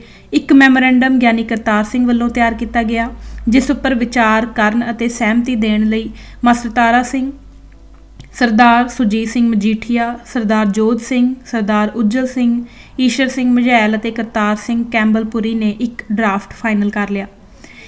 ਇਸ ਸਿੱਖਾਂ ਵੱਲੋਂ ਦਿੱਤੇ ਜਾਣ ਵਾਲੇ ਡਰਾਫਟ ਨੂੰ ਰਾਏ ਬਹਾਦਰ ਵਿਸਾਖਾ ਸਿੰਘ, ਕਾਂਗਰਸੀ MLA ਸਰਦਾਰ ਸੰਤੋਖ ਸਿੰਘ, ਸਰਦਾਰ ਸੰਪੂਰਨ ਸਿੰਘ ਸਮੇਤ 18 MLAs ਨੇ ਪ੍ਰਵਾਨ ਕਰ ਲਿਆ ਤੇ ਆਪਣੇ ਦਸਤਖਤ ਕਰਕੇ ਇਹਨਾਂ ਸਾਰਿਆਂ ਨੇ ਖੁਦ ਜਾਤੀ ਤੌਰ ਤੇ ਜਾ ਕੇ ਸਪਰੂ ਕਮੇਟੀ ਨੂੰ 22 ਫਰਵਰੀ ਨੂੰ ਪੇਸ਼ ਕੀਤਾ ਅਤੇ ਸਰਬ ਸਹਿਮਤੀ ਨਾਲ ਦਿੱਤਾ। ਇਸ ਵਿੱਚ ਸਪਸ਼ਟ ਲਿਖਿਤ ਕੀਤਾ ਗਿਆ ਕਿ ਪੰਜਾਬ ਸਿੱਖਾਂ ਦਾ ਹੋਮਲੈਂਡ ਹੈ। ਅਕਾਲੀ ਦਲ ਦੇ ਇਤਿਹਾਸ ਦੇ ਵਿਦਵਾਨ ਲੇਖਕ ਡਾਕਟਰ ਹਰਜਿੰਦਰ ਸਿੰਘ ਲਿਖਦੇ ਹਨ ਕਿ ਮਾਸਟਰ ਤਾਰਾ ਸਿੰਘ ਨੇ ਸਪਰੂ ਕਮੇਟੀ ਨੂੰ ਸਪਸ਼ਟ ਕੀਤਾ ਕਿ ਪੰਜਾਬ ਸਿੱਖਾਂ ਦਾ ਹੋਮਲੈਂਡ ਹੈ। ਪੰਜਾਬ ਸਾਡਾ ਜਿਸਮ, ਰੂਹ ਤੇ ਜਾਨ ਹੈ। ਹੁਣ ਸਮਝਣ ਵਾਲੀ ਗੱਲ ਬਿਲਕੁਲ ਸਪਸ਼ਟ ਹੈ ਕਿ ਕਿਸੇ ਵੀ ਵਿਅਕਤੀ ਦਾ ਜਿਸਮ ਜੇ ਗੁਲਾਮ ਹੋਵੇ ਤਾਂ ਉਸਨੂੰ ਭਾਰਤ ਦਾ ਵਰਤਮਾਨ ਸੰਵਿਧਾਨ ਵੀ ਬੰਧੂਆ ਮਜ਼ਦੂਰ ਦੀ ਹੈਸੀਅਤ ਵਿੱਚ ਸਵੀਕਾਰਦਾ ਹੈ ਅਤੇ ਇਸ ਗੱਲ ਦਾ ਆਪਣੇ ਗਣਰਾਜ ਦੇ ਲੋਕਾਂ ਨੂੰ ਵਿਸ਼ਵਾਸ ਦਿੰਦਾ ਹੈ ਕਿ ਭਾਰਤ ਅੰਦਰ ਬੰਧੂਆ ਪ੍ਰਥਾ ਨੂੰ ਖਤਮ ਕੀਤਾ ਜਾਵੇਗਾ ਤੇ ਸਭ ਨੂੰ ਸੁਤੰਤਰ, ਇੱਕ ਸਮਾਨ ਅਤੇ ਬਰਾਬਰਤਾ ਦੇ ਅਧਿਕਾਰ ਦਿੱਤੇ ਜਾਣਗੇ। ਫਿਰ ਸਿੱਖ ਬੰਧੂਆ ਪ੍ਰਥਾ ਵਿੱਚ ਹੀ ਕਿਉਂ ਇੱਕ ਗੁਲਾਮ ਮਜ਼ਦੂਰ ਦੀ ਹੈਸੀਅਤ ਨੋਮ ਸਵੀਕਾਰ ਕਰਨ। ਇਸੇ ਲਈ ਮਾਸਟਰ ਤਾਰਾ ਸਿੰਘ ਨੇ ਕਾਨਪੁਰ ਵਿੱਚ 29 ਅਪ੍ਰੈਲ 1945 ਨੂੰ ਯੂਪੀ ਸਿੱਖ ਕਾਨਫਰੰਸ ਵਿੱਚ ਬੜੀ ਦ੍ਰਿੜਤਾ ਨਾਲ ਕਿਹਾ ਕਿ ਸਿੱਖ ਆਪਣੀ ਵੱਖਰੀ ਹੈਸੀਅਤ ਕਾਇਮ ਰੱਖਣਗੇ। ਇੰਜ ਸਪਰੋ ਕਮੇਟੀ ਤੋਂ ਬਾਅਦ ਦੀਆਂ ਸਾਰੀਆਂ ਹੀ ਸਮਕਾਲੀ ਅਖਬਾਰਾਂ, ਖਾਸ ਕਰ ਪੰਜਾਬ ਦੀਆਂ ਸਾਰੀਆਂ ਅਖਬਾਰਾਂ ਅਤੇ ਦੇਸ਼ ਦੀਆਂ ਅਖਬਾਰਾਂ ਵਿੱਚ ਇੱਕ ਵਾਰ ਫਿਰ ਸੁਤੰਤਰ ਸਿੱਖ ਸਟੇਟ ਦੀਆਂ ਮੰਗਾਂ ਸੁਰਖੀਆਂ ਵਿੱਚ ਉੱਭਰਦੀਆਂ ਹਨ ਤੇ ਇਹ ਅਖਬਾਰਾਂ ਸਿੱਖ ਸਟੇਟ ਦੀ ਮੰਗ ਨਾਲ ਭਰੀਆਂ ਮਿਲਦੀਆਂ ਹਨ। ਸਮਕਾਲੀ ਮੀਡੀਆ ਤੇ ਹੋਰ ਆਜ਼ਾਦਾਨਾ ਤੌਰ ਤੇ ਛਪੇ ਪੈਂਫਲੇਟਾਂ ਵਿੱਚ ਆਜ਼ਾਦ ਪੰਜਾਬ ਅਤੇ ਖਾਲਿਸਤਾਨ ਦੇ ਨਾਅਰੇ ਸਮੁੱਚੇ ਵਾਤਾਵਰਣ ਵਿੱਚ ਗੂੰਜਦੇ ਮਿਲਦੇ ਹਨ। ਬਹੁਤੇ ਸਿੱਖ ਆਗੂ ਕਹਿੰਦੇ ਸਨ ਕਿ ਜੇ ਪਾਕਿਸਤਾਨ ਬਣੇ ਤਾਂ ਖਾਲਿਸਤਾਨ ਵੀ ਜ਼ਰੂਰ ਬਣੇ। ਇਸੇ ਗੱਲ ਦੀ ਪ੍ਰੋੜਤਾ ਕਰਨ ਵਾਲੇ ਗਿਆਨੀ ਸ਼ੇਰ ਸਿੰਘ ਨੇ ਭਾਰੀ ਉਦਮ ਨਾਲ ਮੁਸਲਿਮ ਲੀਡਰਾਂ ਦੀ ਸਿੱਖਾਂ ਨਾਲ ਆਪਸੀ ਸਾਂਝ ਪਾਉਣ ਦੇ ਯਤਨ ਸਫਲ ਹੋਏ। ਉਹਨਾਂ ਮੁਸਲਮਾਨ ਲੀਡਰਾਂ ਨਾਲ ਸਿੱਖ ਕੌਮ ਦੇ ਹੋਏ ਇੱਕ ਸਮਝੌਤੇ ਤਹਿਤ ਸਰਹੱਦੀ ਸੂਬੇ ਵਿੱਚ ਅਕਾਲੀ MLA ਸਰਦਾਰ ਅਜੀਤ ਸਿੰਘ ਸਰਹੱਦੀ ਨੂੰ ਮੁਸਲਿਮ ਲੀਗ ਦੀ ਵਜ਼ਾਰਤ ਵਿੱਚ ਮੰਤਰੀ ਬਣਵਾ ਦਿੱਤਾ, ਜਿਸ ਨਾਲ ਮੁਸਲਿਮ ਲੀਗ ਅਤੇ ਸਿੱਖਾਂ ਵਿੱਚ ਨੇੜਤਾ ਦਾ ਸਪਸ਼ਟ ਮੁਜ਼ਾਹਰਾ ਹੋਇਆ ਤੇ ਭਾਰਤ ਦੀਆਂ ਇਹਨਾਂ ਦੋਹਾਂ ਕੌਮਾਂ ਵਿੱਚ ਇੱਕ ਨਵਾਂ ਅਧਿਆਇ ਆਰੰਭ ਹੋਇਆ। ਉਸ ਹਿੰਦੂ ਨੇ ਜੋ ਆਪਣੇ ਆਪ ਨੂੰ ਸ਼ਾਂਤੀ, ਅਹਿੰਸਾ ਤੇ ਸਾਬਤ ਧਰਮ ਇੱਕ ਸਾਂਝੇ ਟੱਬਰ ਦਾ ਹਿੱਸਾ ਹਨ ਦੀਆਂ ਗੱਲਾਂ ਦੀਆਂ ਡੀਂਗਾਂ ਮਾਰਦੇ ਨਹੀਂ ਥੱਕਦਾ, ਉੱਥੇ ਹਿੰਦੂ ਨੇ ਇਸ ਸਿੱਖ ਮੁਸਲਮਾਨ ਏਕਤਾ ਦਾ ਭਰਵਾਂ ਅਤੇ ਡਟਵਾਂ ਵਿਰੋਧ ਕੀਤਾ। ਮਹਾਸ਼ਾ ਅਖਬਾਰਾਂ ਹੀ ਇਸ ਨਾਲ ਭਰੀਆਂ ਨਹੀਂ ਮਿਲਦੀਆਂ, ਸਗੋਂ ਉਸ ਵਕਤ ਦੀ ਚੋਟੀ ਦੀ ਸਮੂਹ ਹਿੰਦੂ ਲੀਡਰਸ਼ਿਪ ਸਮੇਤ ਕਾਂਗਰਸ ਅਤੇ ਕੱਟੜ ਹਿੰਦੂ ਆਗੂ ਵੀਰ ਸਾਵਰਕਰ ਨੇ ਖੁੱਲ੍ਹ ਕੇ ਇਸ ਸਿਆਸੀ ਏਕਤਾ ਦਾ ਵਿਰੋਧ ਕੀਤਾ। ਸਿੱਖਾਂ ਨੂੰ ਵਰਤਮਾਨ ਵਾਂਗ ਹੀ ਹਿੰਦੂ ਬਾਣੀ ਦੀਆਂ ਵੱਡੀਆਂ ਨਸੀਹਤਾਂ ਦਿੰਦੇ ਹੋਏ ਮੁਸਲਮਾਨ ਹਾਕਮਾਂ ਦੇ ਸਿੱਖਾਂ ਉੱਪਰ ਕੀਤੇ ਗਏ ਵਡੇਰੇ ਜ਼ੁਲਮਾਂ ਨੂੰ ਵਧਾ ਚੜ੍ਹਾ ਕੇ ਯਾਦ ਕਰਵਾਇਆ ਗਿਆ। ਸਿੱਖਾਂ ਨੂੰ ਇਹ ਭੁਲਵਾ ਦਿੱਤਾ ਗਿਆ ਕਿ ਹਕੂਮਤ ਨੇ ਆਪਣੀ ਉਸ ਰਿਆਇਆ ਤੇ ਜ਼ੁਲਮ ਕੀਤਾ ਸੀ ਜਿਹੜੀ ਆਪਣੀ ਸੁਤੰਤਰਤਾ ਲਈ ਸਿਆਸੀ ਲੜਾਈ ਲੜ ਰਹੀ ਸੀ, ਅਤੇ ਕੀ ਸ਼ਰਤ ਸੀ ਕਿ ਹਿੰਦੂ ਹਕੂਮਤ ਜਾਂ ਅੰਗਰੇਜ਼ਾਂ ਤੋਂ ਆਜ਼ਾਦ ਭਾਰਤ ਵਿੱਚ ਸਿੱਖਾਂ ਉੱਪਰ ਮੁਸਲਮਾਨੀ ਹਕੂਮਤੀ ਜ਼ੁਲਮ ਤੇ ਤਸ਼ੱਦਦ ਵਾਂਗ ਭਾਰਤੀ ਹਿੰਦੂਵਾਦੀ ਹਕੂਮਤੀ ਸ਼ਾਸਨ ਵਿੱਚ ਸਿੱਖਾਂ ਤੇ ਨਹੀਂ ਕੀਤੇ ਜਾਣਗੇ। ਜਦ ਕਿ ਹਾਕਮ ਹਿੰਦੂ ਵੱਲੋਂ ਸਿੱਖਾਂ ਉੱਪਰ ਕੀਤੇ ਗਏ ਅਣਗਿਣਵੇਂ ਜ਼ੁਲਮਾਂ, ਤਸ਼ੱਦਦ, ਦੁਸ਼ਮਾਨਾ ਕਾਰਵਾਈਆਂ ਦੀ ਬਹੁਤ ਵੱਡੀ ਲਿਸਟ ਸਿੱਖਾਂ ਪਾਸ ਹਿੰਦੂ ਪਹਾੜੀ ਰਾਜਿਆਂ ਦੀ, ਡੋਗਰੇ ਹਿੰਦੂ ਸ਼ਾਸਕਾਂ ਦੀ, ਰਾਜਪੂਤਾਨਾ ਦੀ ਅਤੇ ਹੋਰ ਭਾਰਤੀ ਲੋਕਾਂ ਦੀ ਮੌਜੂਦ ਸੀ, ਜਿਨ੍ਹਾਂ ਔਰੰਗਜ਼ੇਬ ਨੂੰ ਗੁਰੂ ਗੋਬਿੰਦ ਸਿੰਘ ਜੀ ਤੋਂ ਸ਼੍ਰੀ ਅਨੰਦਪੁਰ ਸਾਹਿਬ ਖਾਲੀ ਕਰਵਾਉਣ ਹਿੱਤ ਖੁਦ ਪੰਜਾਬ ਆਣ ਕੇ ਗੁਰੂ ਸਾਹਿਬ ਦੇ ਖਿਲਾਫ ਜੰਗ ਕਰਨ ਹਿੱਤ ਸੱਦਾ ਦਿੱਤਾ। ਇਹ ਹਿੰਦੂ ਹਾਕਮ ਰਾਜੇ ਆਪ ਔਰੰਗਜ਼ੇਬ ਨਾਲ ਉਸ ਗੁਰੂ ਸਾਹਿਬਾਨ ਦੇ ਅਤੇ ਸਿੱਖ ਕੌਮ ਦੇ ਖਿਲਾਫ ਮੁਗਲਿਆ ਹਕੂਮਤ ਦੇ ਉਸੇ ਸਮਰਾਟ ਔਰੰਗਜ਼ੇਬ ਦੇ ਨਾਲ ਰਲ ਕੇ ਸਿੱਖਾਂ ਦੇ ਅਤੇ ਪੰਥ ਖਾਲਸੇ ਦੇ ਖਿਲਾਫ ਲੜੇ, ਜਿਸ ਨੇ ਦਿੱਲੀ ਦਰਬਾਰ ਵਿੱਚ 1.25 ਮਣ ਜਨੇਊ ਤੋਲ ਕੇ ਹਿੰਦੂਆਂ ਦਾ ਧਰਮ ਪਰਿਵਰਤਨ ਕੀਤਾ, ਨਹੀਂ ਤਾਂ ਮੌਤ ਦੇ ਘਾਟ ਉਤਾਰ ਦਿੱਤਾ। ਇਸ ਅਮਾਨਵੀਏ ਗੈਰ ਮਨੁੱਖੀ ਜ਼ੁਲਮ ਨੂੰ ਰੋਕਣ ਲਈ ਜਿਸ ਪੰਥ ਖਾਲਸੇ ਨੇ ਸਿੱਖ ਗੁਰੂ ਸਾਹਿਬਾਨ ਨੇ ਹਿੰਦੂ ਧਰਮ ਦੀ ਰੱਖਿਆ ਲਈ ਔਰੰਗਜ਼ੇਬ ਨੂੰ ਲਲਕਾਰਿਆ, ਜੰਗ ਲੜੀ ਅਤੇ ਸ਼ਹਾਦਤਾਂ ਦਿੱਤੀਆਂ, ਜਿਸ ਗੁਰੂ ਸਾਹਿਬਾਨ ਦੇ ਪਿਤਾ ਸਤਿਗੁਰੂ ਤੇਗ ਬਹਾਦਰ ਸਾਹਿਬ ਜੀ ਨੇ ਹਿੰਦੂ ਧਰਮ ਨੂੰ ਬਚਾਉਣ ਵਾਸਤੇ ਆਪ ਸ਼ਹਾਦਤ ਨੂੰ ਗਲੇ ਲਾਇਆ, ਉਸੇ ਗੁਰੂ ਸਾਹਿਬ ਦੇ ਪੁੱਤਰ ਸਤਿਗੁਰੂ ਸਾਹਿਬ ਸ਼੍ਰੀ ਗੁਰੂ ਗੋਬਿੰਦ ਸਿੰਘ ਜੀ ਨੂੰ ਸ਼੍ਰੀ ਅਨੰਦਪੁਰ ਸਾਹਿਬ ਤੋਂ ਬਾਹਰ ਕੱਢਣ ਲਈ ਪੰਥ ਖਾਲਸੇ ਦੀ ਖਰੀਦੀ ਧਰਤੀ ਦੀ ਆਪਣੀ ਮਲਕੀਅਤ ਤੋਂ ਉਸੇ ਹਿੰਦੂ ਨੇ ਬਤੌਰ ਸ਼ਾਸਕ ਆਪਣੇ ਹੀ ਧਰਮ ਦਾ ਬੀਜ ਨਾਸ਼ ਕਰਨ ਵਾਲੇ ਮੁਗਲ ਨਾਲ ਮਿਲ ਕੇ ਆਪਣੇ ਹੀ ਧਰਮ ਨੂੰ ਬਚਾਉਣ ਵਾਲੇ ਸਿੱਖ ਦੇ ਵਿਰੁੱਧ ਜੰਗ ਲੜੀ ਤੇ ਗਊ ਗੀਤਾ ਦੀ ਸੂਹਾਂ ਖਾ ਕੇ ਵੀ ਮੁੱਕਰ ਗਿਆ। ਸਿੱਖ ਗੁਰੂ ਸਾਹਿਬਾਨ ਅਤੇ ਪੰਥ ਖਾਲਸੇ ਤੇ ਹਿੰਦੂ ਨੇ ਮੁਗਲ ਨਾਲ ਰਲ ਕੇ ਤੇ ਇਸ ਹਿੱਤ ਖੁਦ ਸੱਦ ਕੇ ਖੁੱਲ੍ਹਾ ਹਮਲਾ ਕੀਤਾ। ਇਹ ਸਭ ਗੱਲਾਂ ਸਿੱਖਾਂ ਨੂੰ ਭੁਲਵਾ ਦੇਣ ਲਈ ਇਸ ਹਿੰਦੂ ਜਮਾਤ ਨੇ ਸੰਪਰਦਾਇਕ ਤੌਰ ਤੇ ਇੱਕ ਵੱਡੀ ਮੁਹਿੰਮ ਦਾ ਉਸ ਵਕਤ ਆਰੰਭ ਕਰ ਦਿੱਤਾ ਜਦ ਗਿਆਨੀ ਸ਼ੇਰ ਸਿੰਘ ਜੀ ਦੀਆਂ ਕੋਸ਼ਿਸ਼ਾਂ ਸਦਕਾ ਮੁਸਲਮਾਨ ਸਿੱਖ ਕੁਲੀਸ਼ਨ ਦਾ ਆਰੰਭ ਹੋਇਆ। ਚੰਦੂ, ਗੰਗੂ, ਪਹਾੜੀ ਰਾਜਿਆਂ, ਡੋਗਰਿਆਂ ਆਦਿ ਦਾ ਤੇ ਸਮਕਾਲੀ ਸ਼੍ਰੀ ਗਾਂਧੀ, ਮੋਤੀ ਲਾਲ ਨਹਿਰੂ ਦਾ ਉਹ ਸਿੱਖ ਕੌਮ ਨਾਲ ਦੁਸ਼ਮਣੀ ਹੰਢਾਉਣ ਵਾਲਾ ਕਿਰਦਾਰ ਲੁਕਾ ਤੇ ਛੁਪਾ ਦਿੱਤਾ ਗਿਆ ਤੇ ਸਿੱਖਾਂ ਨੂੰ ਇੱਕ ਵੱਡੇ ਫਰੇਬ ਦਾ ਸ਼ਿਕਾਰ ਬਣਾਉਣ ਦਾ ਇੱਕ ਨਵੇਕਲਾ, ਨਿਰਾ ਤੇ ਕੋਰਾ ਝੂਠ ਆਧਾਰਿਤ ਅਧਿਆਇ ਆਰੰਭ ਕਰ ਦਿੱਤਾ ਗਿਆ। ਆਪ ਤਾਂ ਹਿੰਦੂ ਸਿਰੇ ਦਾ ਸੰਪਰਦਾਇਕ ਬਣ ਗਿਆ ਤੇ ਹਰ ਸੰਪਰਦਾਇਕ ਕਾਰਵਾਈ ਦਾ ਖੁੱਲ੍ਹਾ ਡੁੱਲਾ ਸਮਰਥਕ ਹੋ ਕੇ ਸਾਹਮਣੇ ਆਇਆ, ਪਰ ਸਿੱਖ ਨੂੰ ਗੈਰ ਸੰਪਰਦਾਇਕ ਤੇ ਘਸਿਆਰਾ ਬਣਾਉਣ ਲਈ ਵਡੇਰੇ ਪੱਧਰ ਤੇ ਮਾਨਸਿਕ ਪ੍ਰਦੂਸ਼ਣ ਦੇ ਜ਼ਹਿਰੀ ਟੀਕੇ ਨੂੰ ਟਾਨਿਕ ਦੱਸ ਤੇ ਬਣਾ ਕੇ ਲਾਣ ਲੱਗ ਪਿਆ। ਇਹ ਹਾਲਾਤ ਵਰਤਮਾਨ ਤੱਕ ਉਵੇਂ ਹੀ ਚੱਲਦੇ ਆ ਰਹੇ ਹਨ। ਪੜ੍ਹਿਆ ਲਿਖਿਆ ਅਖਵਾਉਣ ਵਾਲਾ ਸਿੱਖ ਇਸ ਬਿਮਾਰੀ ਦਾ ਅੱਜ ਵੀ ਸਿਰੇ ਦਾ ਸ਼ਿਕਾਰ ਚੱਲਿਆ ਆ ਰਿਹਾ ਹੈ ਤੇ ਉਹ ਭਾਰਤੀਕਰਨ ਦੀ ਇਸ ਨਵੀਂ ਸਾਜ਼ਿਸ਼ ਵਿੱਚ ਆਪਣੀ ਸਿੱਖੀ ਦਾ ਹਿੰਦੂਤਵਵਾਦੀ ਪੰਜਾਬੀਕਰਨ ਕਰ ਰਿਹਾ ਹੈ। 1947 ਤੋਂ ਪਹਿਲਾਂ ਵੀ ਅਕਾਲੀ ਅਤੇ ਪੜ੍ਹੇ ਲਿਖੇ ਸਿੱਖ ਨੂੰ ਆਰਥਿਕ ਤੇ ਸੱਤਾ ਲਾਭ ਦਾ ਪ੍ਰਲੋਭਨ ਦੇ ਕੇ ਵਰਗਲਾਇਆ ਗਿਆ ਸੀ ਤੇ ਅੱਜ ਕੱਲ੍ਹ ਵੀ ਇਹੋ ਹੀ ਚੱਲ ਰਿਹਾ ਹੈ। ਹੁਣ ਨੌਕਰੀਆਂ ਦਾ ਤੇ ਭਵਿੱਖ ਦਾ ਪ੍ਰਲੋਭਨ ਨਹੀਂ, ਸਗੋਂ ਇਸ ਸ਼ਕਤੀ ਨੂੰ ਇੱਕ ਧਮਕੀ ਦੇ ਤੌਰ ਤੇ ਇਸਤੇਮਾਲ ਕੀਤਾ ਜਾ ਰਿਹਾ ਹੈ। ਸਿੱਖ ਕੌਮ ਦੇ ਆਪਣੀ ਸੁਤੰਤਰ ਹੋਂਦ ਨੂੰ ਸੁਰੱਖਿਅਤ ਕਰਨ ਦੇ ਇਸ ਸੰਘਰਸ਼ ਵਿੱਚ ਹਾਲਾਤ 1920 ਤੋਂ 2010 ਤੱਕ ਇੱਕ ਸਮਾਨ ਤੇ ਇੱਕੋ ਜਿਹੇ ਹੀ ਚਲੇ ਆ ਰਹੇ ਹਨ। ਪਾਠਕ ਜਨ ਆਪ ਸਿਆਣੇ ਹਨ ਤੇ ਕਿਤਾਬ ਦੇ ਇਸ ਅਧਿਆਇ ਦਾ ਵਿਸ਼ਲੇਸ਼ਣ ਵਰਤਮਾਨ ਨਾਲ ਜੋੜਦੇ ਹੋਏ ਨਾਲੋਂ ਨਾਲ ਅਵੱਸ਼ ਕਰ ਲੈਣਗੇ। ਇਸ ਲਈ 1947 ਦੇ ਪਹਿਲਾਂ ਦੇ ਹਾਲਾਤਾਂ ਵੱਲ ਫਿਰ ਮੁੜਦੇ ਹਾਂ। ਦੂਜੀ ਵਿਸ਼ਵ ਜੰਗ ਖਤਮ ਹੁੰਦਿਆਂ ਹੀ ਲਾਰਡ ਵੇਵਲ ਨੇ ਬਰਤਾਨੀਆ ਸਰਕਾਰ ਵੱਲੋਂ ਭਾਰਤੀਆਂ ਨੂੰ ਵਧੇਰੇ ਹੱਕ ਤੇ ਸਹੂਲਤਾਂ ਦੇਣ ਦੇ ਫੈਸਲੇ ਦਾ ਐਲਾਨ ਕਰ ਦਿੱਤਾ।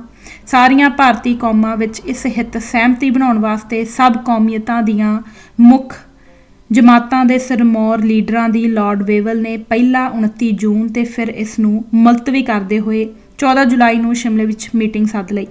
ਇਸ ਸ਼ਿਮਲਾ ਕਾਨਫਰੰਸ ਵਿੱਚ ਪਹਿਲੀ ਵਾਰ ਸਿੱਖਾਂ ਨੂੰ ਕਾਂਗਰਸ ਤੋਂ ਅੱਡ ਮੰਨਿਆ ਗਿਆ ਅਤੇ ਆਜ਼ਾਦਾਨਾ ਤੌਰ ਤੇ ਕਾਨਫਰੰਸ ਵਿੱਚ ਸ਼ਾਮਲ ਹੋਣ ਲਈ ਸਿਰਫ ਸਿੱਖ ਪ੍ਰਤੀਨਿਧਤਾ ਵਜੋਂ ਅਕਾਲੀ ਦਲ ਨੂੰ ਮਾਨਤਾ ਦਿੱਤੀ ਗਈ ਤੇ ਸੁਤੰਤਰ ਤੌਰ ਤੇ ਵੱਖਰਾ ਸੱਦਾ ਪੱਤਰ ਭੇਜਿਆ ਗਿਆ। ਪਹਿਲੀ ਵਾਰ ਸਿੱਖਾਂ ਵੱਲੋਂ ਬਤੌਰ ਸਿੱਖ ਨੁਮਾਇੰਦੇ ਦੇ ਮਾਸਟਰ ਤਾਰਾ ਸਿੰਘ ਵਾਇਸਰਾਏ ਨੂੰ ਮਿਲੇ। ਸ਼ਿਮਲਾ ਕਾਨਫਰੰਸ ਵਿੱਚ ਮਾਸਟਰ ਤਾਰਾ ਸਿੰਘ ਨੇ ਬਤੌਰ ਸਿੱਖ ਨੁਮਾਇੰਦੇ ਸਿੱਖਾਂ ਵੱਲੋਂ ਕਿਹਾ ਕਿ ਉਹ ਪਾਕਿਸਤਾਨ ਦੀ ਵਿਰੋਧਤਾ ਕਰਦੇ ਹਨ। ਜੇ ਜਿਨ੍ਹਾਂ ਪਾਕਿਸਤਾਨ ਚਾਹੁੰਦਾ ਹੈ ਤਾਂ ਉਸ ਨੂੰ ਪੰਜਾਬ ਵਿੱਚ ਸਿੱਖਾਂ ਵਾਸਤੇ ਖਾਲਿਸਤਾਨ ਦੇਣ ਦੀ ਮੰਗ ਵੀ ਮੰਨਣੀ ਪਵੇਗੀ। ਪੰਜਾਬ ਸਿੱਖਾਂ ਦਾ ਹੋਮਲੈਂਡ ਹੈ। ਮਾਸਟਰ ਜੀ ਦੇ ਵਿਚਾਰ ਸਨ ਕਿ ਅਜਿਹਾ ਕਰਦੇ ਫਿਰ ਚਾਹੇ ਇਸ ਹਿੱਤ ਸਾਨੂੰ ਸਿਵਲ ਵਾਰ ਦਾ ਸਾਹਮਣਾ ਹੀ ਕਿਉਂ ਨਾ ਕਰਨਾ ਪਵੇ।